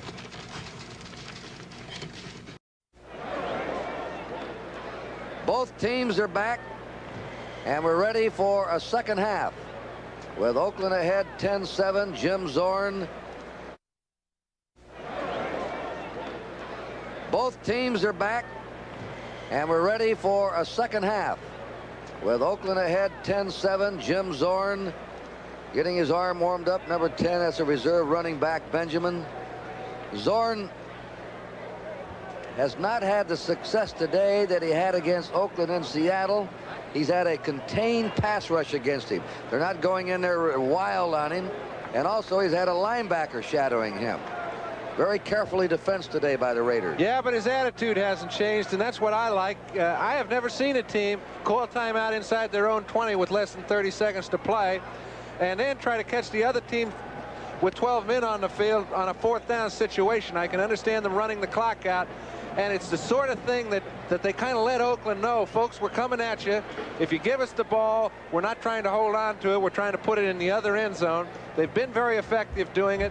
Their guys are after this football game. They would love to do something that very few teams can ever claim they've done. That's beat Oakland twice. They are giving it their best shot, and Oakland is ready to play them. The last team to beat the Raiders twice in the same season, San Diego. That was back in 1965. Start the second half. Ray Guy will kick off. And that was at the, I remember that little old field, Frank Ewell Field, the high school field, the last year they played. Since the Raiders have moved into this Coliseum, they won 67, lost 12, and tied 2 at home. Ray Guy will kick it off. And it hit Crawford in the face. He's up to the 20, finds a hole, runs it out to the 30.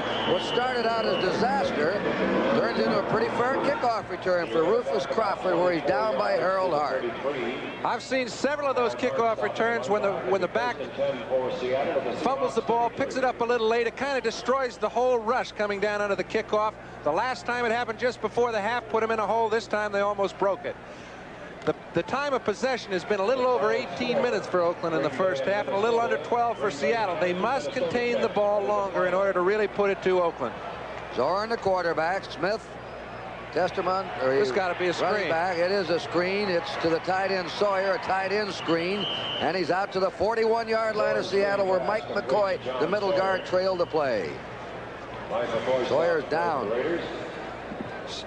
Mike McCoy has a big job to do today. That's to handle all the little sprint draws when Zorn is rolling out. It's to handle Zorn on any sort of a quarterback draw. It's to survey the area, try and pursue on screens.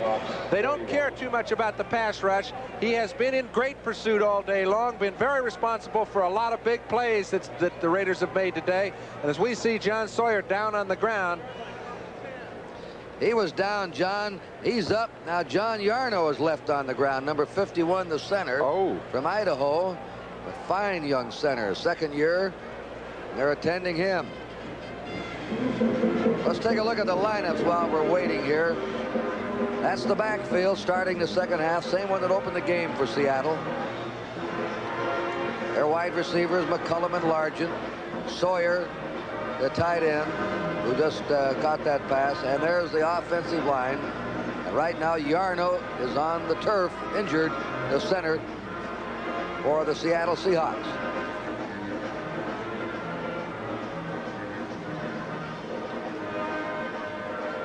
Art Kuhn is coming on. Well, you know, John Yarno has been hurting a little bit, Kurt, the last couple of games, and Rome mentioned that he was playing above most people's level, however, far below his own. And boy, a knee injury is just the worst thing that can happen to an offensive lineman. Well, anybody that's playing this game, really. We'll watch the exchange now. A new center in there. A new center, Art Kuhn. Out of motion. Zorn hands to Sherm Smith. First down. Smith is to the 49-yard line of the Seahawks, where he's taken by Jack Tatum, number 32. First time Tatum's been in the tackle in quite a while.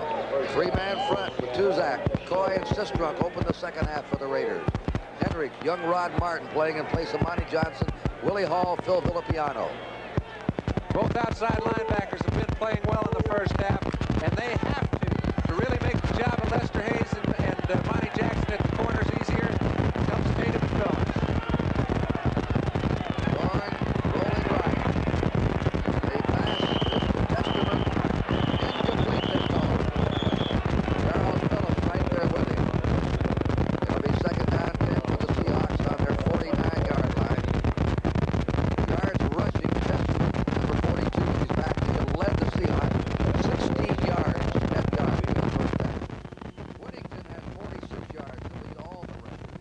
Due to technical difficulties, the sound portion of your program is temporarily impaired.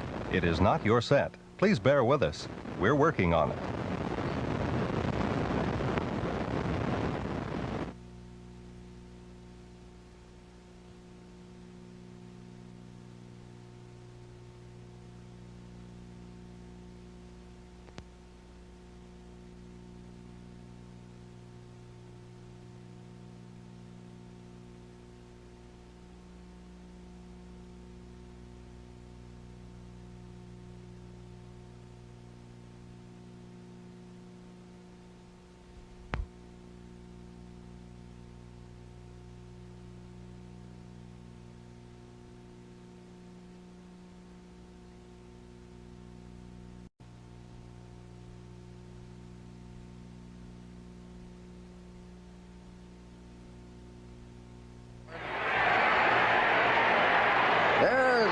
Intercepted by Hendricks.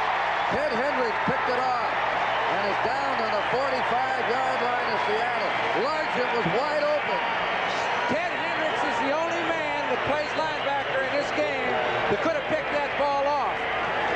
At 6'7", he came in at just the proper time. We mentioned what a great year he's been having.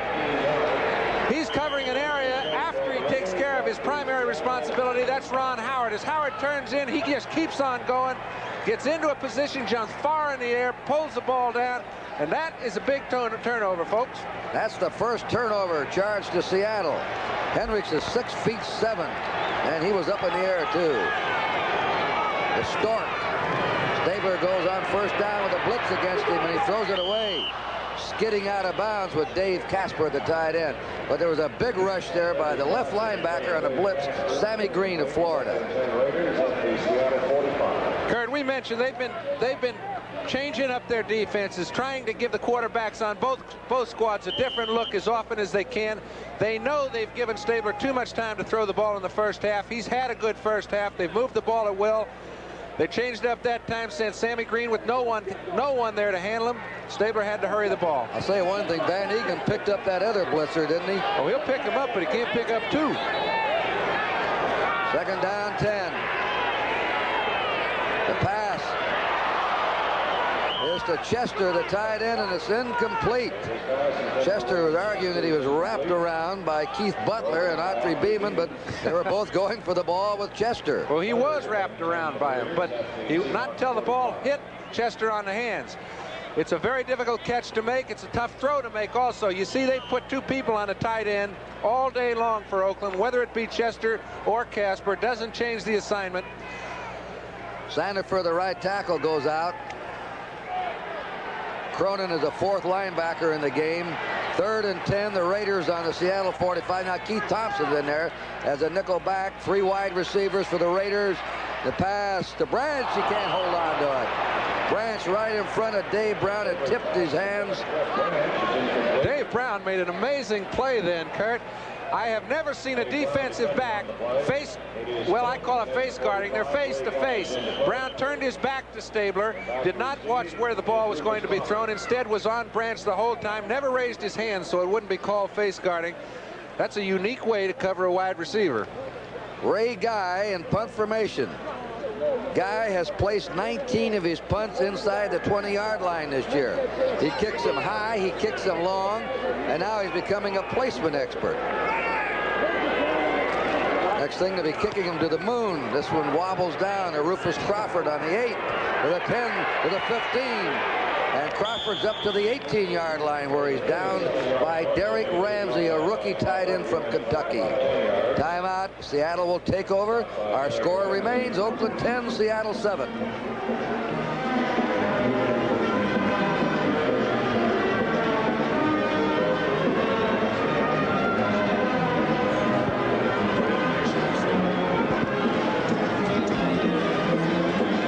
Jim Zorn will be the quarterback. This telecast is presented by authority of the National Football League, and it's intended for the private use of our audience. Any rebroadcast or other use of this telecast without the express written consent of the Oakland Raiders and the National Football League is prohibited. Well, we have 3 big games for you on NBC. They're all big. They're all upsets anymore. But we have Miami at Washington next Sunday, an early game on NBC, starting with NFL 78 at 12:30. We have two games that will begin with NFL 78 at 3:30 Eastern Time. New England at Dallas, both division leaders, and Pittsburgh at Houston. Three outstanding attractions. I hope you'll be tuned in to NBC next Sunday for NFL football. Seattle at the Seahawks 19. 18-yard line.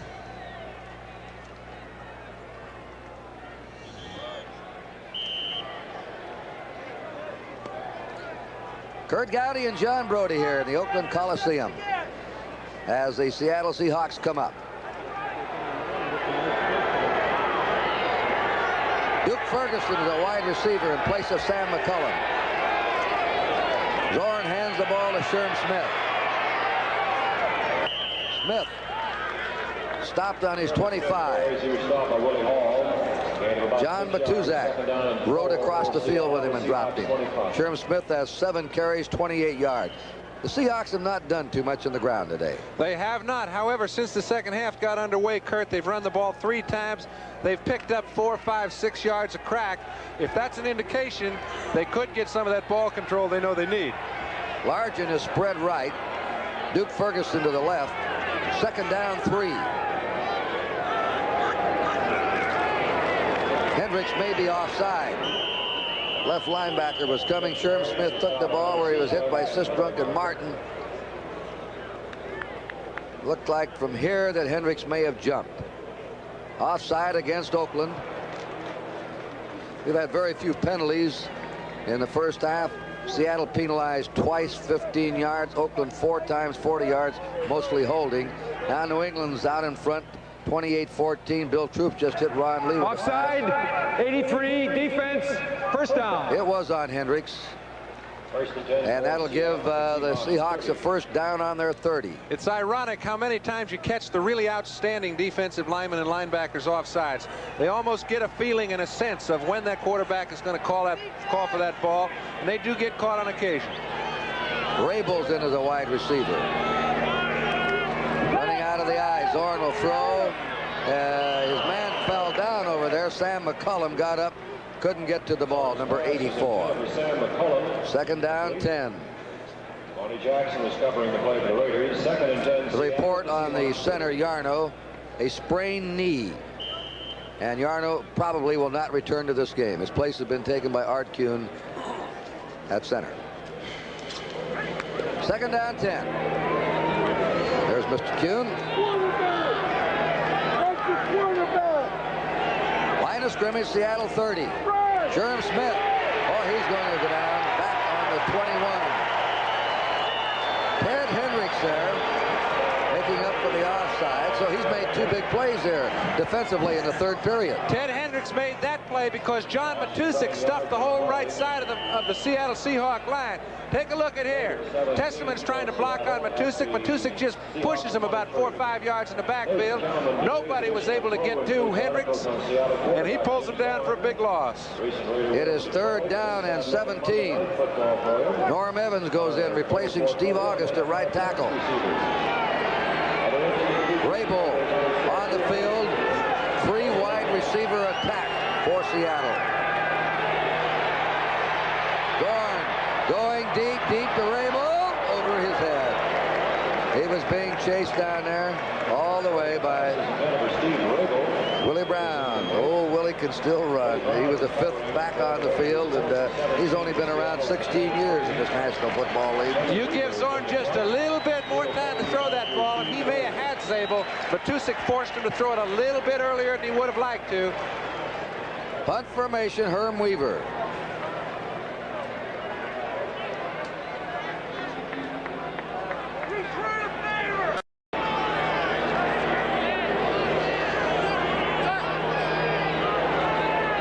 Colsey is the safety man. A beautiful kick by Weaver. Colsey drifting back to his 25. Out of the 30. And he's down there on the 32, 33-yard line. Steve Raybould was covering the punt on top of him. And we're going to have a timeout on the field. 11:15 to play in the third period. It is Oakland 10, Seattle 7.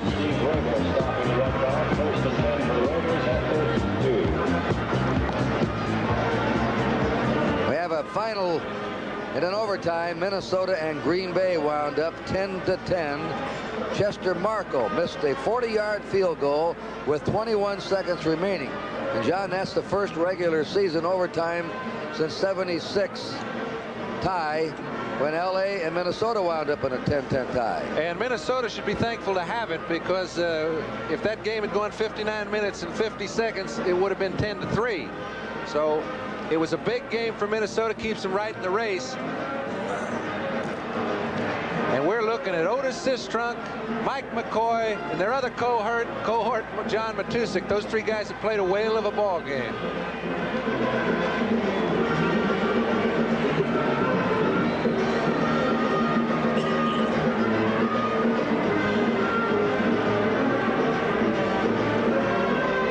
The Raiderettes and the Raiders.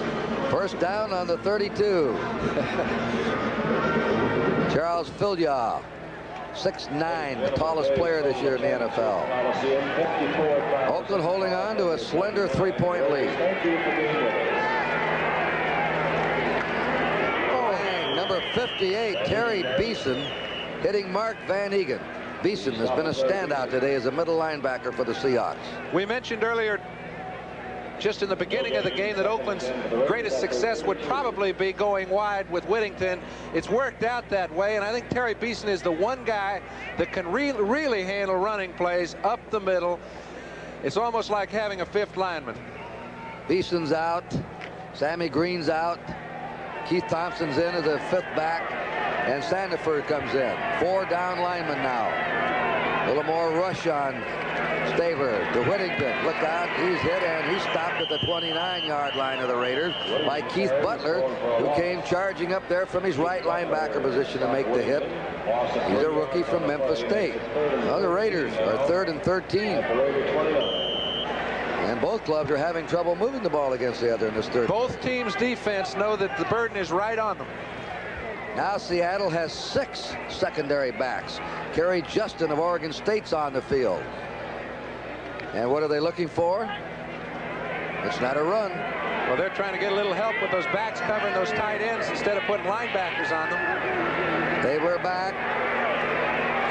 He has all the time. His pass sails wide of Fred Biletnikoff. Oakland will have to punt. Fred Biletnikoff, 4th leading receiver of all time in the NFL. Become a spot player this year. Rufus Crawford going back to receive. Rufus Crawford is back to receive Ray Guy's punt.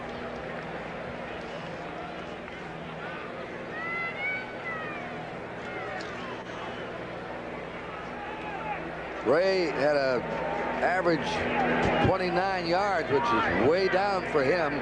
He's the leading punter in the NFL, 44 yards. And he'll try and boot one this time. There's a flag drop, and he shanks it. He hits it on top of his foot, but he gets a roll on it to the 31. Crawford's up to dropped to the 37 of Seattle by Pete Banasak. So we had a flag dropped at the line of scrimmage when the kick went away. And in all defense of Ray Guy also, Kurt, that 29-yard average includes a block punt. And also, Herman Weaver has really got to put on him, because if he can keep a standoff with Raymond Guy, he has done his job. That's quite a chore to keep a standoff with Ray Guy. He did a good job the last time he punted the ball. I think he got 52 yards out of it, but he's got to almost consistently do that to keep with a guy like Raymond. The Seahawks have declined a motion penalty. First down. They'll take the ball on their own 37-yard line with a first down. We have 2 second-string linemen in there. Art Kuhn at center for the Seahawks. Norm Evans at right tackle. McCullum to the left. Largent is to the right as the wide receivers. Testerman and Sherm Smith are the running backs.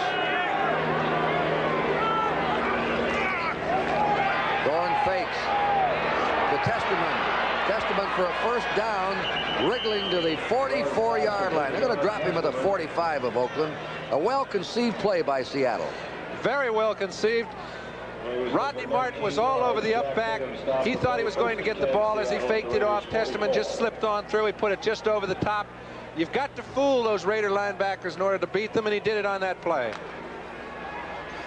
Here we go. He slips. See, Testament kind of looks like he's going to handle Rodney Martin, and that's his man. He puts it right over the top, and they've got a first. Seattle on the Oakland 44-yard line. Trailing by 3. Smith is hammered down by 77 Charles Filyaw, who sort of clubbed him down. We pause briefly for station identification. This is the NBC television network. You're watching KING TV, Seattle. Kurt Gowdy and John Brody in Oakland Coliseum. Oakland leading 10-7. 8:35 to play in this quarter. Seattle's ball on the Oakland 43-yard line. With second down and 9. Ron Howard is the tight end. Rabel into the wide receiver. Largent going in motion. Number 80 back to the ball. And the pitch is to Largent. Largent is bulldogged down in the 36 of Oakland by Lester Hayes, who followed him across the field, the left cornerback. You see, that's just another indication, Kurt, of how many more crossing patterns you see using your wide receivers. When they put that one chuck rule into effect and don't let anyone touch those wide men once they get 5 yards down the field, those linebackers quit batting them around, and those little offensive receivers can catch a lot of balls. They have a 3rd and 2. They take out wide receivers and they put in an extra tight end, Sawyer, and an extra tackle, Bullard, as a tight end. And they give it to Testament to make the first down, and he does not have it. He may be stopped at the Oakland 35-yard line by Sistrunk and McCoy. However, I feel quite certain there will be a 4th down and 1-foot play right here.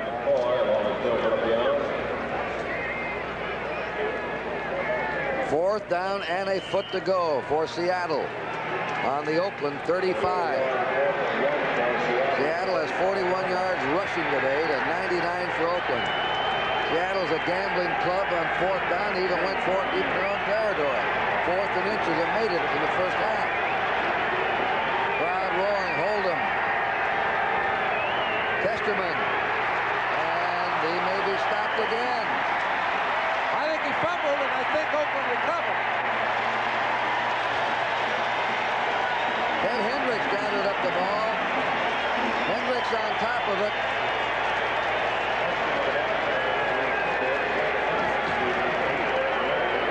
Sistrunk made the hit. We have mentioned how Sistrunk and Matusik have a big job in front of them today, along with McCoy. That time, Sistrunk stood up the offensive guard, was able to pursue over to the right side and make the play, caused the fumble, and Petty recovered. All right, it's off to Van Egan. Van Egan out to the 40. Hendricks now has intercepted a pass, recovered a fumble in the 3rd period, and made a key defensive tackle. 7 yards before stop at And Hendricks' right leg seems to be injured. And also limping off is Morris Bradshaw, the wide receiver. Banaszak will come in to replace Van Egan. Biletnikoff is coming in to replace Bradshaw. Other scores around the NFL. Cleveland beat Los Angeles 30-19. Buffalo walloped the Giants 41-17. The Jets upset Miami 24-13. This is 2nd down and 2. Banaszak hitting straight ahead, a yard, and that's it for the veteran. Atlanta over New Orleans 2017. Same score both games against New Orleans. That's a tie. They played in overtime. Green Bay missed a field goal of 41 yards with 40 seconds to go, and it wound up a 10-10 tie.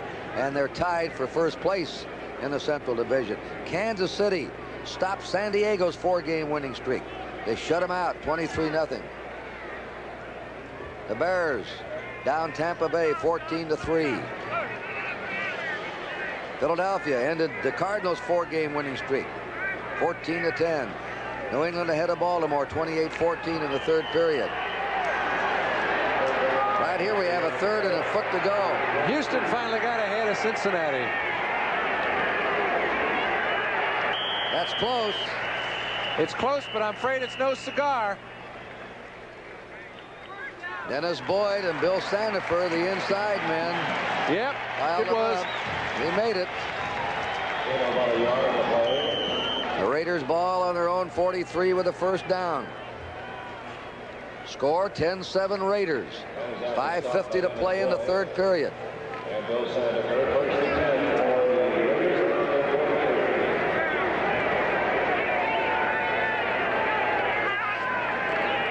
Stabler looking.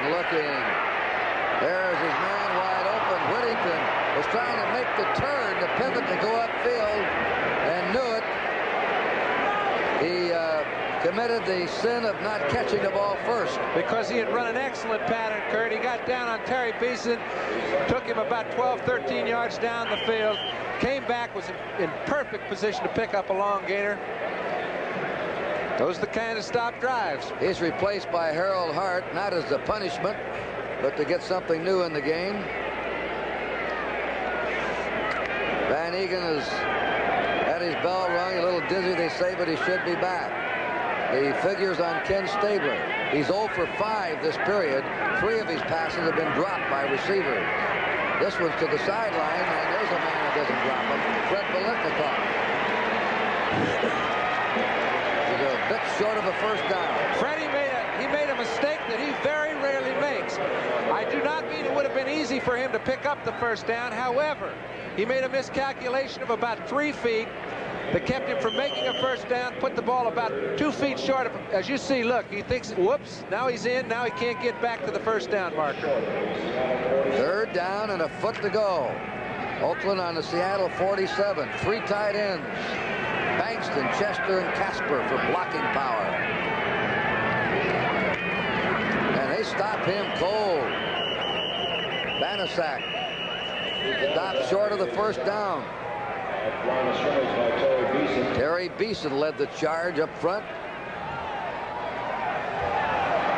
There's the injured center Yarno going into the locker room on crutches with a sprained knee. They'll measure anyway. Didn't appear to have it. They don't. They're a half yard short. 4th down and a half yard to go.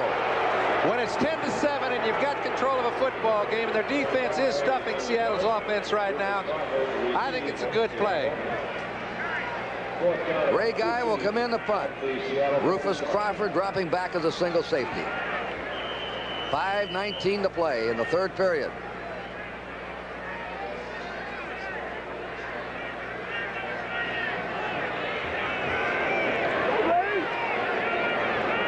Guy's poorest kicking day of the season. They're going after him.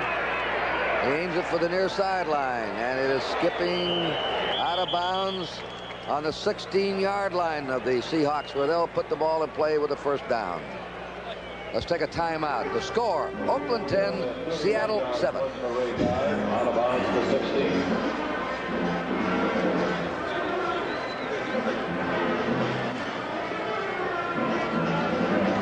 The Grand Prix of Bowling, Sunday, December 9th on NBC, 4 to 6 Eastern Time, 1 to 3 Pacific Time. Reno, Nevada, this is the last of perhaps the most prestigious national bowling tournament of the year, and the only pro tournament that features both men and women. The purse, $100,000. Earl Anthony, Dick Weber, Mark Roth, Jay Robinson, Virginia Norton among the women, and Betty Moore. Jim Simpson will be the host for the Grand Prix of Bowling, Sunday, December 9th on NBC at 4 o'clock Eastern Standard Time.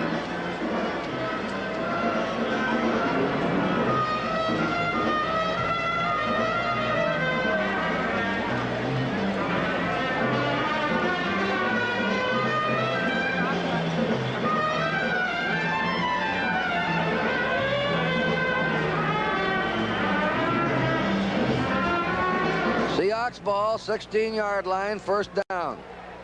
We've had a scoreless third period. Now they spread that backfield of Testament and Smith. Testament with the ball. And he gets about 6 or 7 yards as he rolls out to his 22-yard line, where he was met by Willie Hall and Charlie Phillips. Let's give him 7 on it. 2nd down, 3. Ron Howard in at tight end, replacing John Sawyer for Seattle.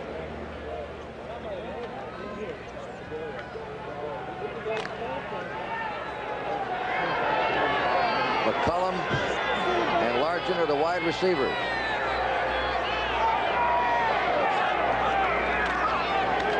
There's a rollout by Zorn. He's hit and down. All right, you notice, Kurt, when they try to pick on somebody, they usually try to pick on Villapiano. If it's some sort of bootleg, they know he's a very impulsive linebacker. However, as of the last 3 or 4 games, he seems to have stopped all that stuff.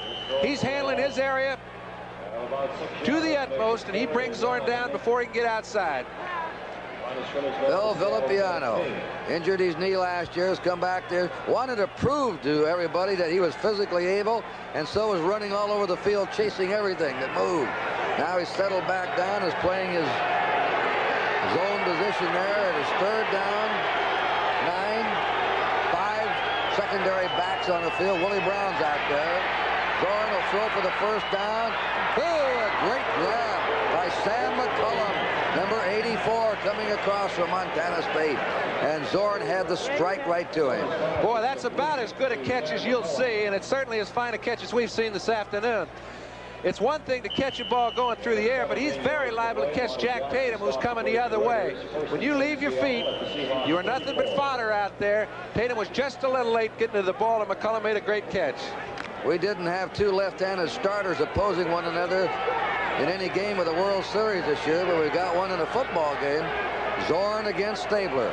And Zorn just fired for the 1st down. 10-7, Oakland ahead.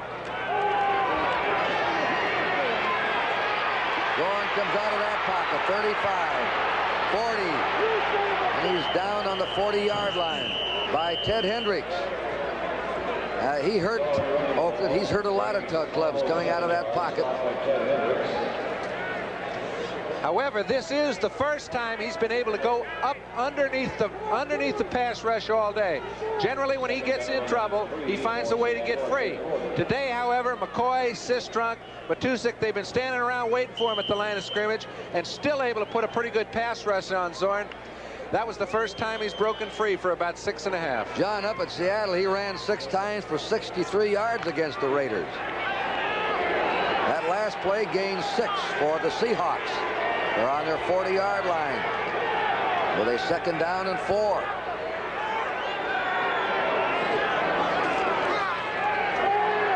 He fakes the handoff. Now he'll run again. He's at the 40. He's at the 45, and he has a 1st down on his 46-yard line. And you can see Charlie Phillips. Phil Yaw, Matusik, McCoy, all those 3 are back there putting their fist on the ground because Zorn's pattern has been destroyed 2 plays in a row. However, on the 2 plays, he's picked up a 1st down, kept Seattle's drives alive, even looking for a little help. There you see Lynch coming up to try and help out. Picks up the 1st, and their drive is still going. They're on their own 46 with a 1st down. 1:25 to go in the 3rd quarter. Oakland ahead by 3. Back he goes again. A short one out to Smith, 50. Smith knocked down just short of the Oakland 45 by Ted Hendricks. Well, he's been very effective throwing to his deep receivers throughout the season. Oakland, as a retaliation, has put their linebackers into the deep secondary. This is the first time that he's thrown short to a back, both backs crossing each other, forces the linebackers to come up and make the tackle late. Could be effective. He may do more of it. Testament's off the field, and Al Hunter, number 24, replaces him. 2nd down, a short yard to go. Sawyer getting over there on the right side. A strong right with a tight end on the right. There's Al Hunter, and he has a 1st down to the 38-yard line. Oakland got a little help. Oakland got their 12th man on the field. Got the official into the act. He still picked up 7. You can see pretty good block at the point of attack. Left tackle Bebout. However, nobody's on the official, and he brings him down. Number 89.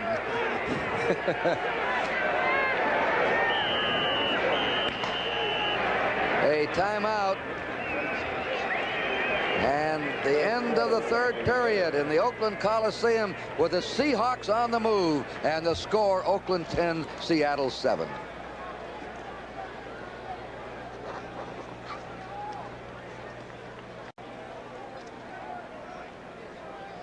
This drive started on the Seahawks 16-yard line. And here's the man that's led it, running, passing, getting some help. Brilliant catch by Sam McCullum.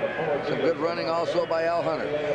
Al Hunter, Testerman's caught a short ball, picked up some good yardage. Sherman Smith's done a fine job. He's using everyone, and he needs to use everyone. This isn't like the game in Seattle, where Oakland had prepared for Jim Zorn, but they still figured themselves to be a much better football team. Seattle is not going to sneak up and get by anybody any longer. They know everything they get they deserve. They're starting to pick up chunks. This is the second drive they put together in the second half. However, the first one came out with no points with a turnover by Hendricks. They're moving the ball pretty well now. It does two things. Puts them in scoring territory and keeps Oakland from getting the ball. The 11-year-old winner hails from Reading, Ken Schamberg. Our 12-year-old winner comes from Hanford, Mario Salas. We enter the fourth period. Kurt Gowdy and John Brody in the Oakland Coliseum with the score 10-7 Oakland. We had a scoreless third quarter. The Seattle Seahawks have now marched 46 yards, sparked by number 10 down there in his knee, Jim Zorn, running and passing. They'll have a first down on the Raider 38. This crowd is getting anxious here now in the Oakland Coliseum. They don't like the looks of things. Smith and Hunter are the running backs. That's Al Hunter. Hunter, who weighs 195, has inside power. They use him a lot on third down plays, and he can get that first down for you. He was tackled by Otis Sistrunk. Right after this game, coming up will be the Sperry NFL Report. The ball is spotted on the Oakland 34-yard line. The Seahawks with a 2nd and 6.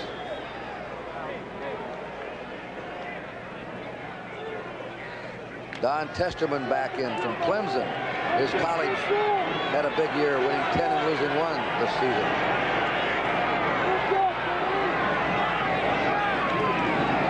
There's the rollout. Passes to Testerman. Testerman is ganged up on by Phillips. Willie Hall, 2 men in the secondary, brought him down on the 31-yard line of the Raiders. And you have got to be alert to handle a back coming out of the backfield like this. Zorn wastes very little time in coming to Testerman. Short fake to Smith. He puts the ball there. Testerman picks it up, and in trying to elude Willie Wood, he doesn't even see Phillips, who gets him just past the line of scrimmage. This is a third down and a short 3. Houston ahead of Cincinnati now in the third quarter after they were trailing 10-0. There's that deep handoff, and Smith has the first down. Or close. It looks like I thought he had it. I think it looks like a first. You notice the deep handoff to Smith out of the eye or wherever he is back. Zorn comes back deep, and Smith looks for the hole and then goes. Well, you've got to. There are a few holes, and very few today for either side. But in order to find them, you must have the option to go off your offensive lineman's block. Being 6-7 yards deep, it gives you an opportunity to do this. It looks as if he's got a first down by about 2 inches. However, he just missed it by an inch. Short by an inch. They moved that ball back on him. He extended the ball out there when he was hit and dropped down. So John Sawyer, Louis Bullard come in to form 3 tight ends. Al Hunter's in the backfield.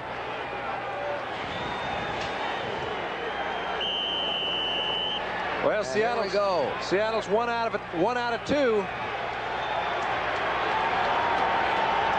4th down and an inch to go. The Seahawks on the 28.5 of the Raiders. We have 4 down linemen now. Al Hunter, he has it. Hunter bucks to the 27-yard line of the Raiders. Art Kuhn and Tom Lynch were wedge blocking for him out in front.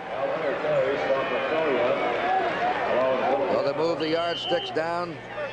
Seattle in the midst of a drive that has started on their 16-yard line. Jack Patera, little clap of the hand. That's about all the emotion he shows over. Now look at the other man, Madden. This will be the 12th play of the Seattle drive. On the Oakland 27-yard line. 10-7, Oakland ahead.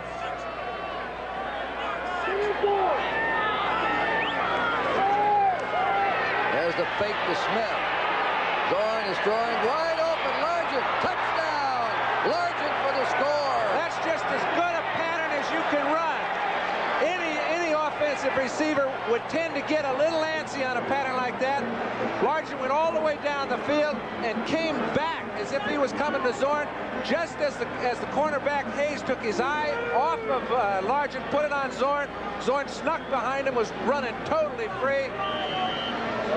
That's the way you execute. A 6th touchdown for Steve Largent. That fake helped set it up.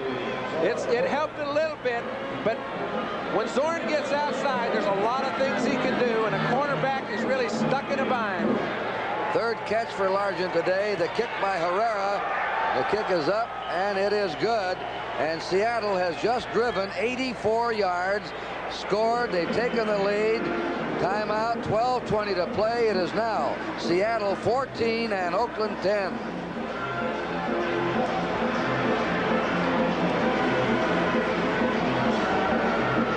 And they're over there congratulating Largent and Zorn. Largent really was open. His 6th touchdown pass of the season. They should congratulate Largent. Listen, Zorn executed it. He got the ball down there, but all 28 quarterbacks in the National Football League could have completed that pass, and that had to be very well designed. Now you find situations when you can use a play like that. It's a 1st down. It looks like it's a ball control situation. Largent goes down, comes back, then turns around and goes into the end zone. That's a beautiful pattern. Largent, not drafted high, the 8th round out of the University of Tulsa, number 80, now has 922 yards of pass receptions this year. Where do you find them? Well, they're around. Just look hard. And then let them play.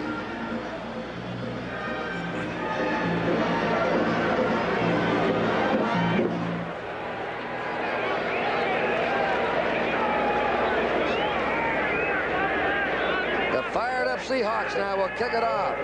They have taken the lead, 14-10. A 12-play drive of 84 yards. Brilliantly maneuvered by Jim Zorn, the quarterback. He is something, this kid. There's the kickoff, a squibbler. Rolling around, fielded by Hart on the 12, up to the 20, 25. And is pulled down on the 30-yard line. He's hit there by Kerry Justin, number 26.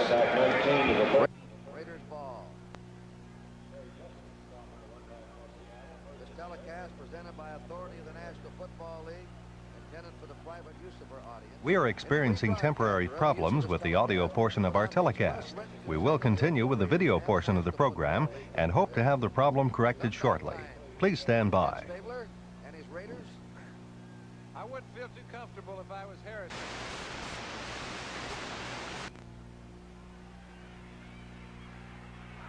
Oh, he's down. Fumbles the ball. Bill Gregory circled in back of him and hit him, number 77. Van Egan made a good alert play just to make sure he followed Stabler.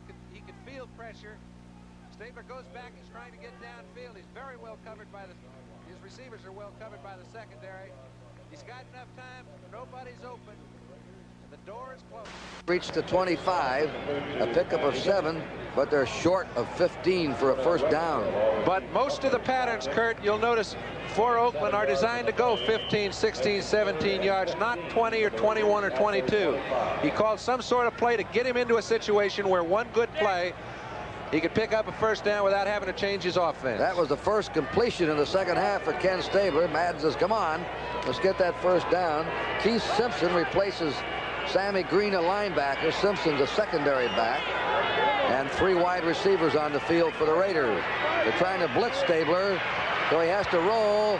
The pass is caught for a first down brilliantly by Dave Casper. Boy, that's a beautiful play because Stabler got hit just as he threw. He threw it right in the area that Casper had to find.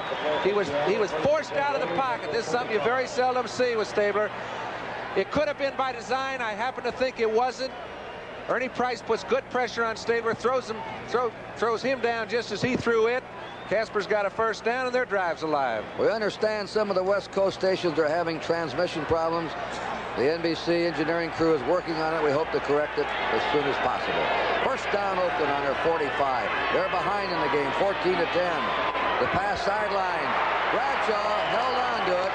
His forward motion stopped on the 45-yard line of Seattle. And how he was hit by Cornell Webster from behind. That took concentration. Cornell Webster had good position on this ball. Earlier in the season, I'm not sure Stabler was throwing the ball with as much zip on it as he threw this one. From the time he decides to throw to when that ball's gone, he's as quick as there is in this game. Webster was in good position. He just put it where nobody else could get it but Bradshaw. The Raiders have a first down. Whittington is out, Hart is in. Bradshaw is out, Biletnikov's in. They're on the Seattle 45. This is Hart. Hart cuts it and is out of bounds on the Seattle 39.5, driven out by the left end, Ernie Price. That'll make it second down and 4 to go. Put it on the 40, they spot it. Second down and 5 to go. Time, 9:18 to play. Seattle leading 14-10. How many times have you seen Oakland in this similar situation in the Oakland Coliseum? I have not seen them come up short very often either. Well, not when you win 67 and lose 12 since they moved in here.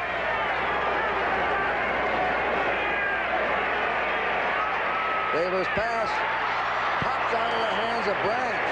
That's about 3 that Branch has dropped today, right in his hands. Branch seems to be having a little trouble with his footing out there. He started to run just a little bit before he got that ball, trying to put a maneuver on the cornerback. Both sides have been guilty of that once or twice. Branch has caught 4 for 60 yards, but not that one.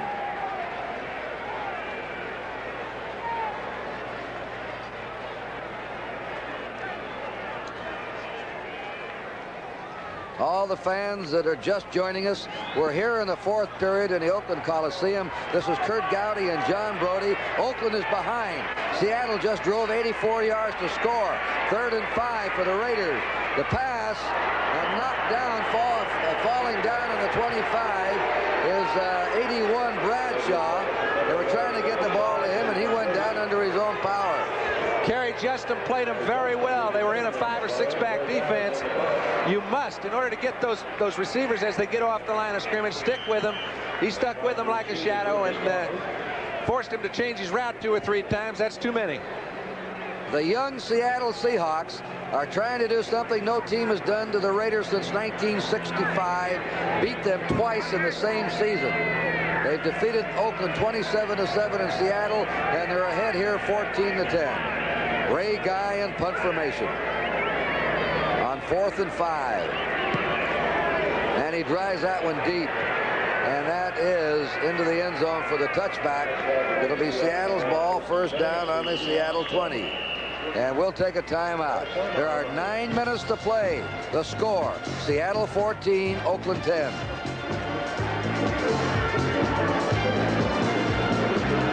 And just a reminder about those games coming up next Sunday on NBC. Among the early games will be an interesting interconference affair between Miami and Washington. Miami was upset today, and we have 2 great games at 4 o'clock Eastern time. And in mentioning the Miami-Washington game, it's big for either team. It looks like it might determine whether one of those teams gets a wild card spot. And not only that, now we've got New England at Dallas. It looks like both those teams could be champions of their respective conferences. Then we have Pittsburgh at Houston. How long has Houston been wanting to crack at Pittsburgh? Well, they beat Pittsburgh in Pittsburgh. They were behind today, Houston. They went ahead of Cincinnati. If they hold on there, they'll be 9-4. Pittsburgh plays here in San Francisco tomorrow night. And I think both teams might have been looking a little bit ahead. You know, they're both playing 1-11 football teams. They know they've got a big game next week. You must remember to win the one you're playing.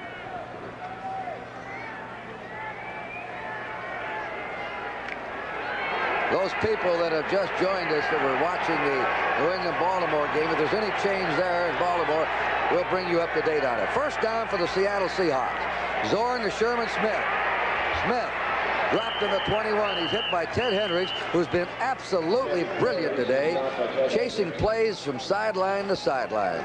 This is about as well a played football game, Kurt, with as low a score as we have as I've seen in some time. It is true that there have been a few balls dropped.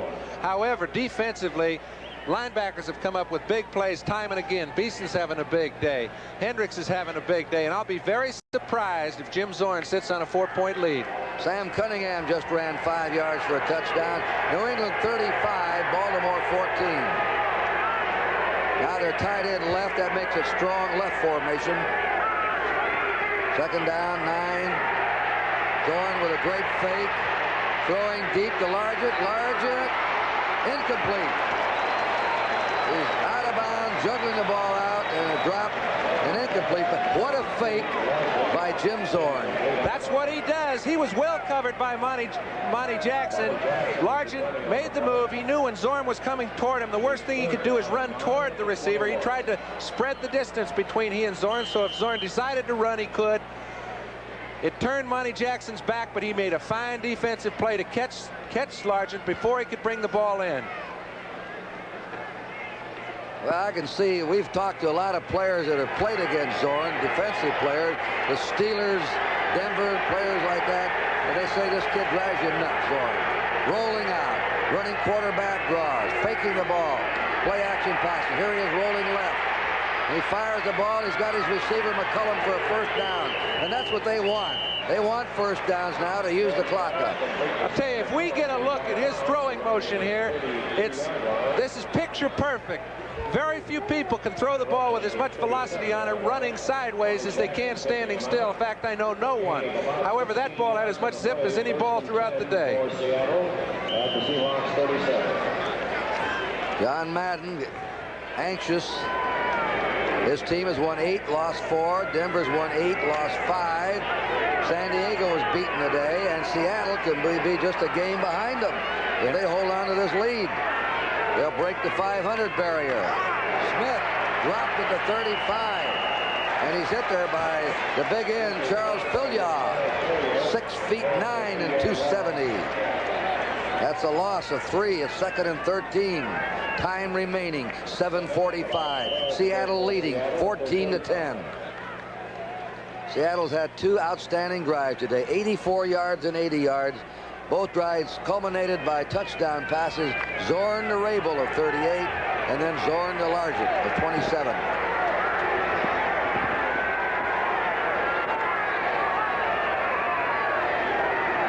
Second and 13. Smith. 2 or 3, and that's all. Rod Martin in there. John Matuzak, 72, the left end. It'll be spotted on the 38-yard line of the Seahawks. 3rd and 10. Coming up right after this game, the Sperry NFL Report. They'll have all the highlights, details of what happened today around the NFL. Seattle 37.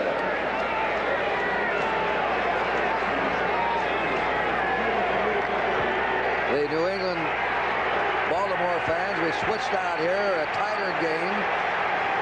We'll keep you abreast of the New England score in Baltimore. New England leading 35-14. Zorn on 3rd and 10. Looks the field over. It's hit by 76.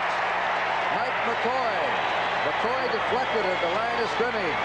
The veteran of Notre Dame, his 9th year, comes to the sideline. And I think going into the game, Mike McCoy knew this was the biggest game he's played in the last couple of years.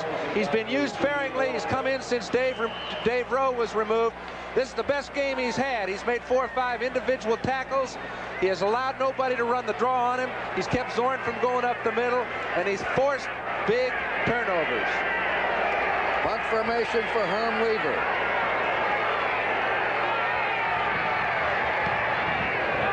The driving spiral to Colsey.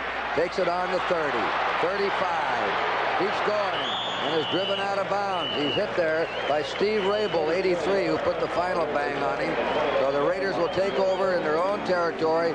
The time remaining is 6:24, and the score, Seattle 14, Oakland 10.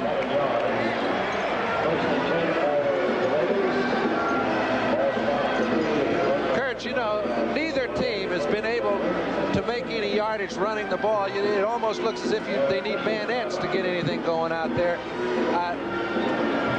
Both sides defensively in the interior line have ruled the line of scrimmage throughout this second half. Now, you would imagine they could run the ball at least a bit on either side, since both teams are throwing the ball so effectively.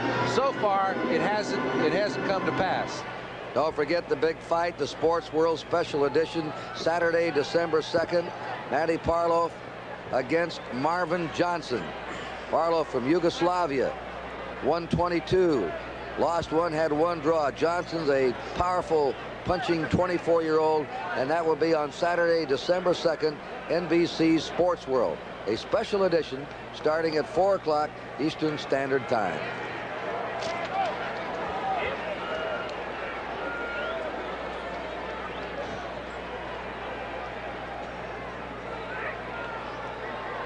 Yeah, let's see what Staber uncorks now.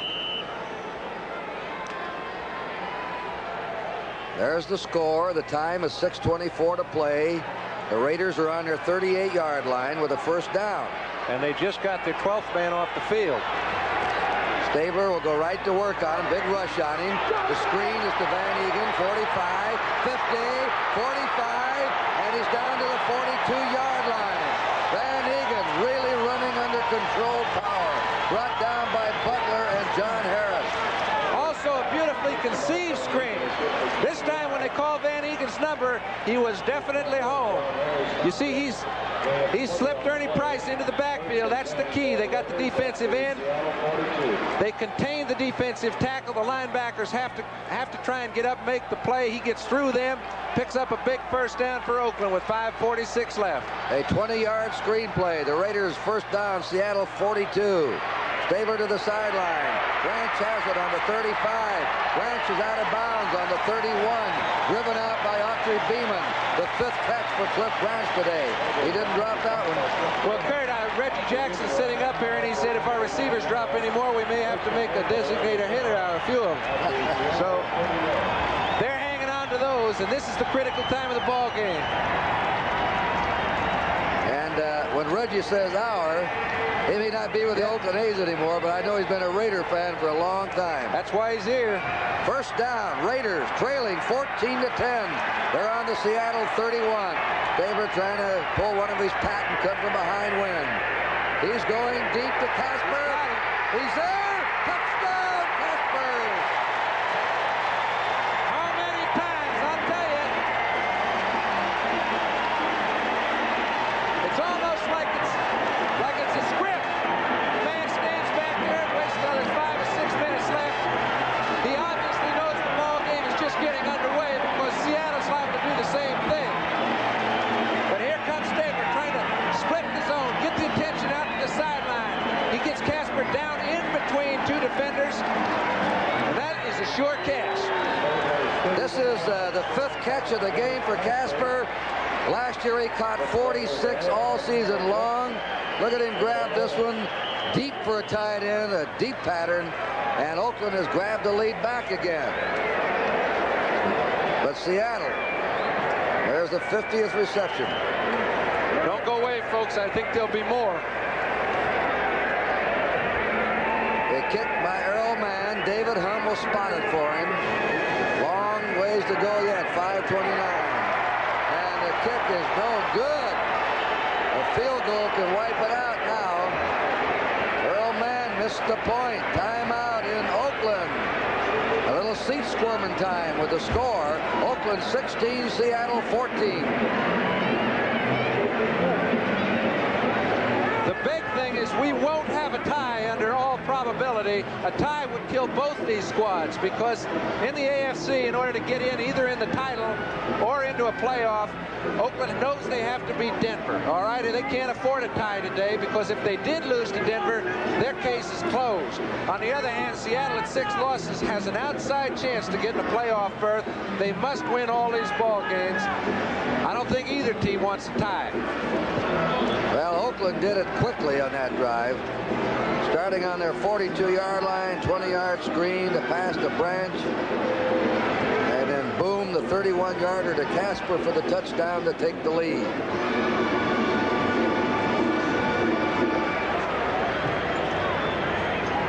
The Oakland defense now will be out there trying to stop Zorn and his attack.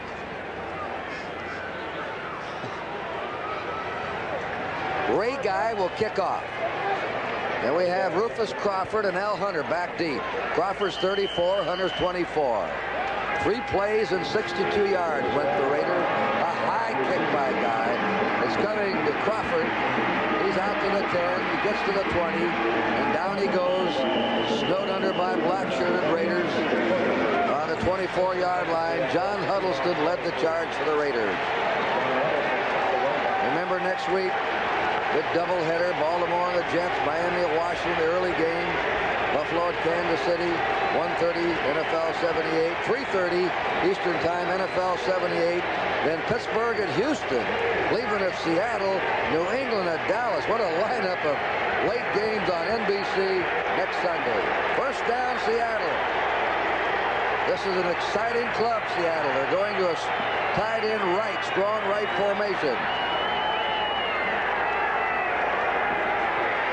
Zorn asked for time, and they have 1 timeout left. They took a timeout in the 3rd period. Just credit that to the Oakland defense. There are a few things that Zorn is not prepared to handle when he gets into certain formations. That time it was Ted Hendricks who slipped underneath. He didn't have a back to pick him up. He had to call timeout. I'm sure they had a pass play call. Well, we've seen them twice, and we say the Seahawks are exciting. They're exciting on both offense and defense. In fact, they giveth as well as they taketh away plenty of real estate. They've averaged, get this, one of the top scoring, one of the high-powered offensive teams. They've averaged 338 yards a game of total offense this year, and they've allowed 338 yards on total defense. It's the kind of team you like to watch. It is. And they've won 6 and lost 6. Does that tell you anything? Now it tells me Jim Zorn is a new play and a new method of attack as he comes back to the huddle. The kid has hit 16 out of 28 for over 200 yards, 2 touchdown passes. He now has 12 touchdown passes on the season. Roger Staubach is the leader after 12 weeks in the NFL with 20 touchdown passes. Bradshaw had 19 touchdown passes. First down, Seattle. They're trailing by 2. They're on their 24.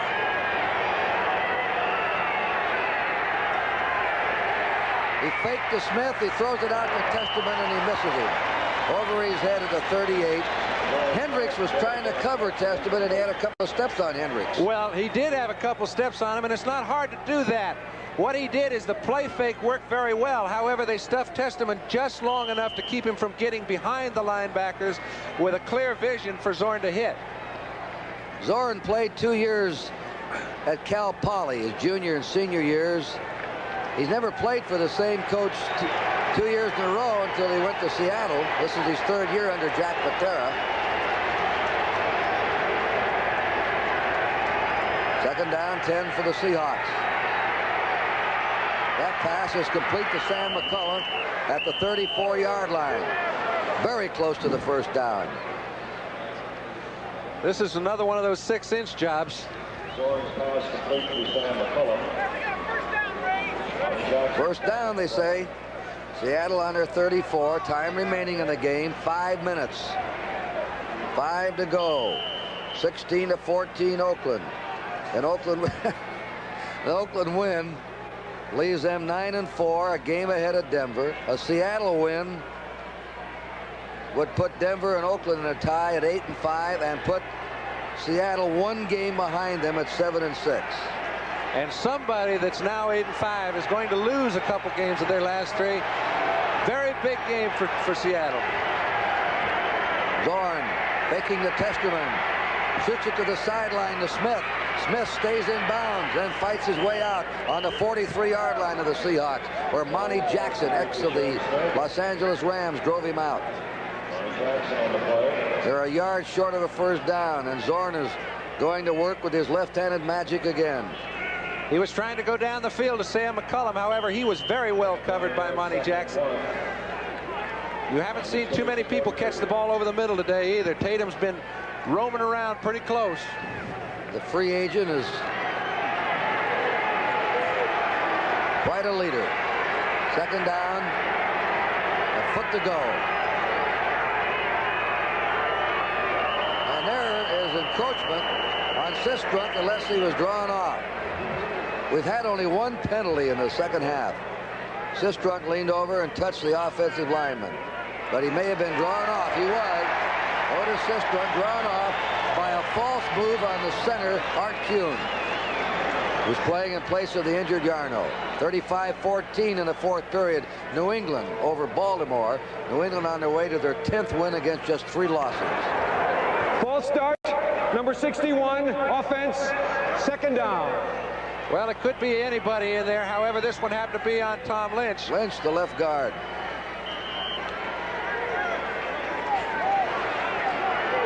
So they move the ball back now to the 38-yard line.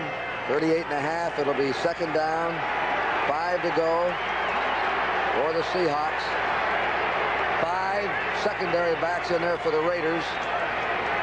Villapiano faking a blitz. He's not coming. Look at this. Keeps the ball, and he's hit down by Villapiano on the 40-yard line. Actually, that play was pretty well blocked, too, Kurt. But you know Villapiano's been looking for it, looking for it, and looking for it. We may even get a chance to see his attention stay on Zorn as he goes back. Okay, Zorn gets away from Lynch, gets on... Excuse me, Villapiano gets away from Lynch and gets on Zorn quick, and now they've got a 3rd down 4. McCullum is out. Duke Ferguson is in for the Seahawks. He may run that play again. 3rd down and 4 from the Seattle 40.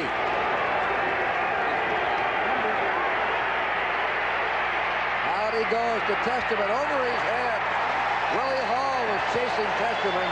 Hall, a linebacker. 4th down and 4 for Seattle. I don't see anybody coming off the field either for Seattle's offensive unit. Well, they may go for it. McCullum's coming back on, a wide receiver. I think it's a good idea. Seattle has made judgment on what their chances of winning this ball game are. They don't think they're quite as good personnel-wise as Oakland. They know they have to take chances and come up with big plays to beat them. They've given themselves a chance, and I think it's a good play. The score is 16-14. Oakland has just gone ahead with a 58-yard drive and a 31-yard pass, Stabler to Casper. 4th and 4 for Seattle from their 40-yard line. The crowd roaring on their feet. The fake by Zorn. Zorn throws. Knocked down by Lester Hayes, the young cornerback who came all the way across the field. And is he excited? Well, he's got good reason to be. He knows he was fooled, and he was really fooled when they scored their 2nd touchdown by Steve Largent. This time he had about a 30-yard area to cover. He covered it. Zorn threw a good pass, however, all for naught as Lester Hayes came in and broke it up. Nobody likes to be the GOAT when you come out and be the hero. The quarterback who came over there followed McCullum on the crossing pattern across the field. So the Raiders stop them and take over just short of the Seattle 40-yard line. And the time now is 3.5 to play. Oakland leading 16-14. Stabler to Van Egan. Van Egan at the 40. Rumbles to the 35. Bumped out of bounds by John Harris. He has the 1st down.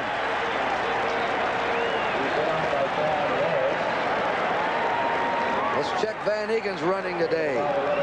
He came into this game with 847 yards. He has 52 yards It's on the 30-yard line, a 10-yard gain of Seattle. Oakland's ball, first down. 3:25 to play. When he went out of bounds, the clock stopped. They just got Harold Hart off the field. They'd have had 12 men on there. Whittington makes his cut, and he's hit there by number 27, Autry Beeman, who held him around the ankle. Stopped him on the 26-yard line, a 4-yard gain for the rookie Whittington from SMU. And now Hart replaces Whittington. Mickey Marvin may be the best second-year lineman in the game of football, but Steve Sylvester has come on and really filled his shoes admirably, because he's come out and led plays, allowed Whittington to pick up yards time and again running wide. He's been able to get on those contained men, those strong safeties and cornerbacks. He's done a fine job. There's your time moving. Second down, 6. That's Harold Hart. Upshaw blocking for him. Hart driven down on the 21-yard line by Keith Butler, the right linebacker, and John Harris, the free safety. What a block by Upshaw out in front. Just run behind the numbers to the left, 63 and 78. And they're doing it now. They've been doing it for years here. And we have 2 minutes and 38 seconds to go. When I look in that huddle, nobody looks too comfortable, however. Well, they knew they were going to have a real test today. It's on the 21 of Seattle. Oakland now would like to move in and grab another score and try and sew this up. Stabler's wide open, and it's deflected. He didn't see him or get the ball to him in time. Casper was wide open in the end zone, and they got the ball to him late. Beeman recovered and slapped it away.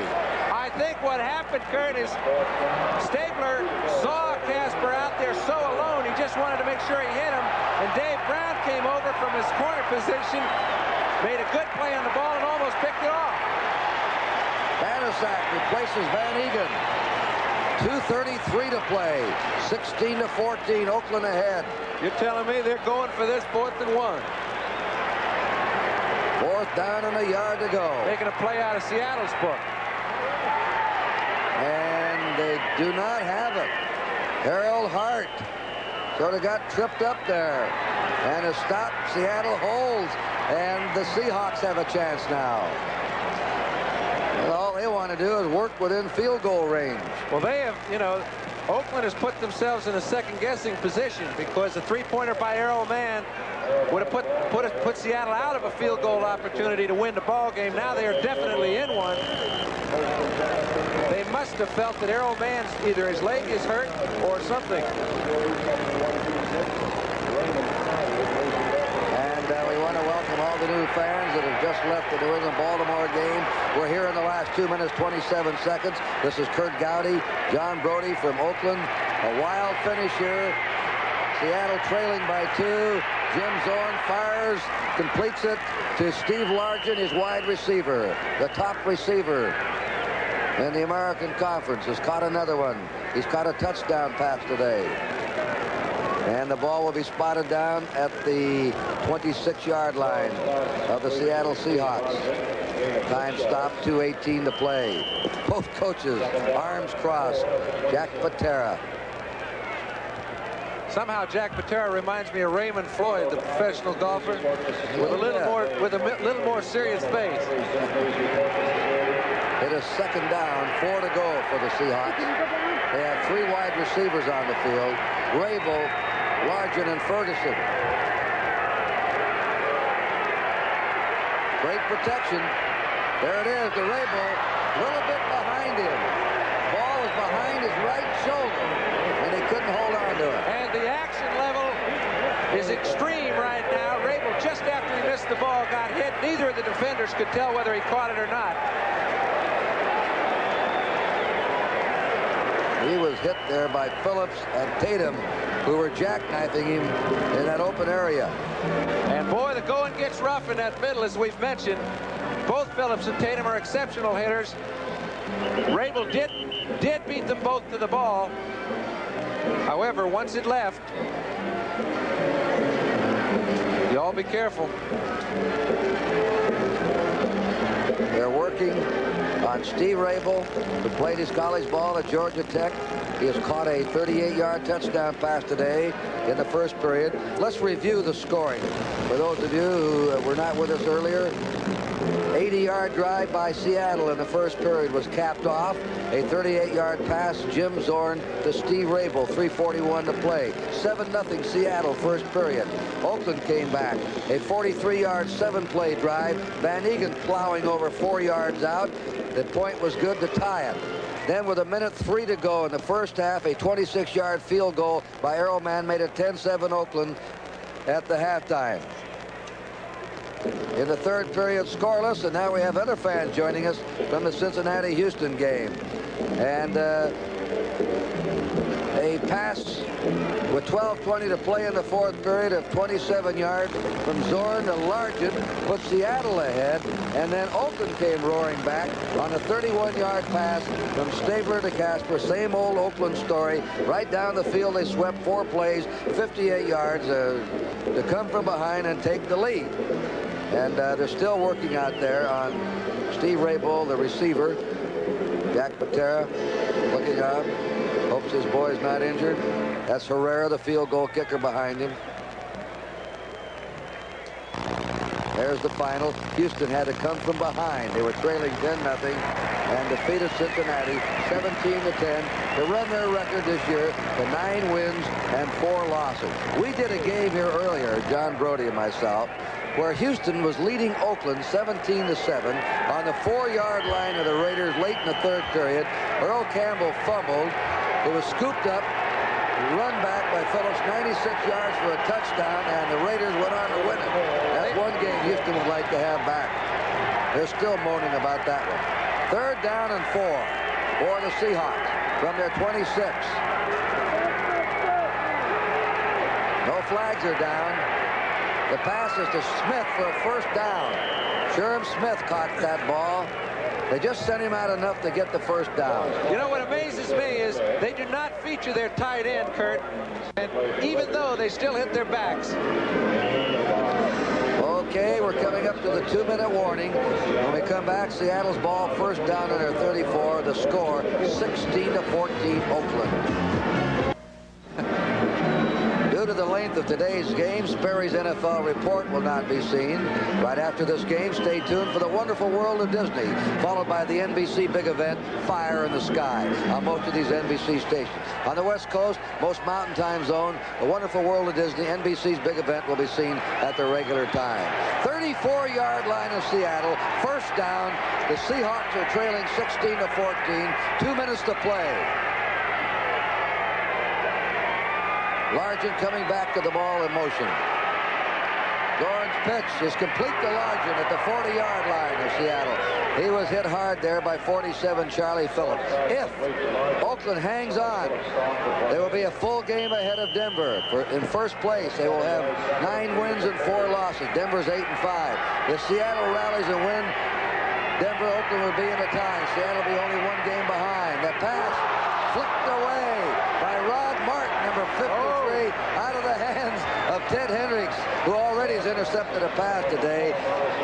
If he's not in that Pro Bowl this year as an outside linebacker, Brody and I'll eat these monitors in front of us. Well, I just should not eat mine, but I do think he'll be in it.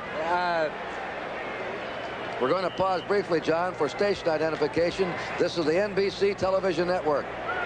You're watching the Seahawks on KING-TV, Seattle. Kurt Gowdy and John Brody. The ball's on the Seattle 40. 3rd down, 3 to go for Seattle. 1 minute 34 to go. The Raiders leading by 2. Ted Hendricks has had 2 takeaways today, an interception and a fumble recovery. Jim Zorn gives the ball to Smith. Smith may have the first down. Sherm Smith rolling over to the right side. He got that one, but that's by about another one of those 6-inch to a foot jobs. They're moving the chains as fast as they can. Seattle has only 1 timeout left. Seattle's already got the ball in play. Zorn throws incomplete. That time to Benjamin, Tony Benjamin of Duke, number 31. And the clock stops with 1:12 to go. Mike McCoy again made a fine play, Kurt. He has really put pressure on up the middle in a very difficult situation. He's kept Zorn from doing a lot of scrambling up the middle. He's made 12 yards and 2 scrambles in the up through him. He's been all over Zorn all day long, and that time Zorn had pretty good attention just to throw the ball at all. Final scores you're seeing: Buffalo clubbing the Giants, the Jets over Miami, Atlanta nipped New Orleans, Minnesota Green Bay played in overtime and wound up in a tie. Neither team could score in the overtime. Second down, 10 for the Seahawks.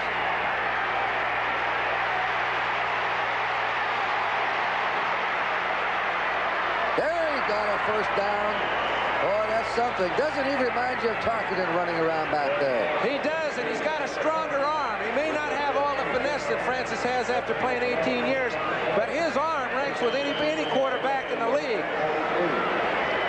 They're on the 43-yard line of the Raiders, the first down. 42 seconds to go. Zorn looks and fires, and it is incomplete. He was trying to hit Duke Ferguson, number 89.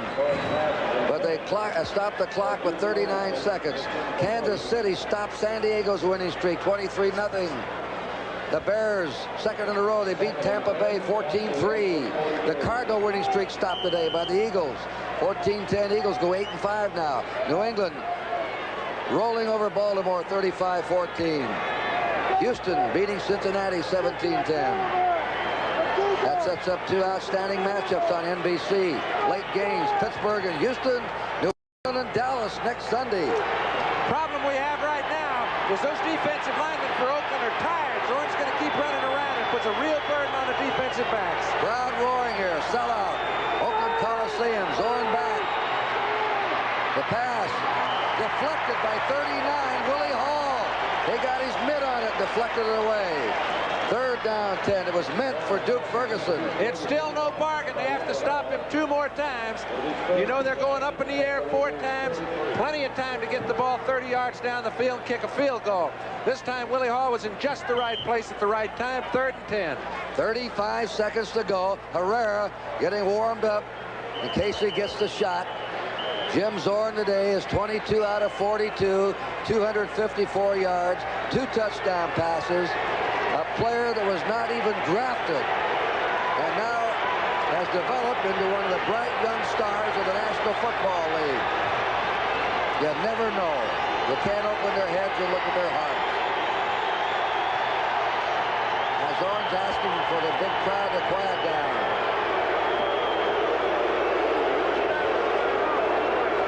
They're used to these wild finishes here.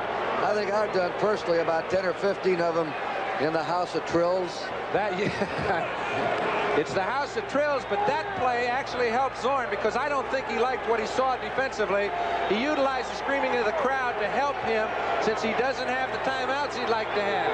How about New England and Oakland here in the playoffs? And how about Miami and Oakland here in the playoffs? All right, 3rd down and 10.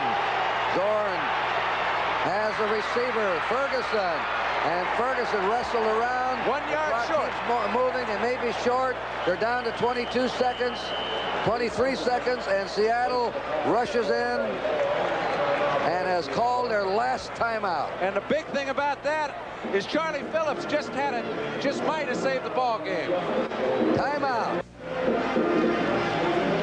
The situation is Zorn talks to Patera, the coaching staff. 4th down and about a half yard to go on the 34-yard line of Oakland. Seattle is out of timeouts. A timeout that they took in the 3rd period hurts them right now when they got a mix-up at the line of scrimmage. They've taken 2 confusion timeouts, Kurt. This timeout is their last one, as you mentioned. I think they have to throw for it on 4th down. Following our game, stay tuned for the wonderful world of Disney, which will be followed by the NBC big event, Fire in the Sky, on most of these NBC stations. On the West Coast and most Mountain Time Zone stations, the wonderful world of Disney and NBC's big event will be seen at their regular time. The executive producer of NBC's NFL football is Don Ohlmeyer. Telecast of today's game has been produced by Roy Hammerman. Directed by Harry Coyle. Now they're in the huddle. Technical director Ray Figelski. The associate director Jim Marcioni. All right, they're going to go for the first down. And they give the ball to Al Hunter, who's through to the 28-yard line. Time moving down to 15. They're doing the wise thing. They've got plenty of timing. Throw it out, stop the clock. They're down to 9 seconds. They throw it out of bounds. They stop the clock with 7 to go. 7 seconds to go. And the ball, the line of scrimmage, is the Oakland Raider 28. And here comes Herrera out. He will have probably a 45-yard attempt. They did several things correctly, Kurt. Number one, they picked up 4, 5, 6 yards. That was an important thing to do. Then they all lined up. He got the ball out. They do have a chance. 46-yard attempt by Efrain Herrera that could win the game for Seattle. 7 seconds to play. The Raiders trying to distract him. Here's the kick. The kick is up, up, up, up. It is good. 3 seconds to go. Seattle takes the lead. 17-16. 46-yard field goal. And the young Seahawks are 3 seconds away by being the first team to beat Oakland twice in the same season in 13 years. We'll be back in a minute. 3 seconds to go. A quiet crowd at the Oakland Coliseum. Young Jim Zorn took his club. They had stopped the Raiders on 4th down on the 20-yard line of Seattle, and he moved them downfield desperately against the clock. Only 1 timeout on that drive they had remaining. They used the clock beautifully, finally took their timeout, got into position, and Herrera hit the 46-yard field goal to put them ahead. And credit, along with Jim Zorn and the rest of his group, Jerry Rome, Howard Mudd, Jack Patera, Andy McDonald. These guys have really coached those guys offensively. They squibbed the kick down, and the tackle. The game is over. The game is over. Seattle has dumped Oakland. Final score, 17-16. Seattle upsets the Raiders. Kurt Gowdy and John Brody, hope you enjoy it. Now stay tuned for the Wonderful World of Disney, already in progress, followed by NBC's big event, Fire in the Sky, after these local messages. On the West Coast and most Mountain Time Zone stations, the Wonderful World of Disney and NBC's big event will be seen at their regular time.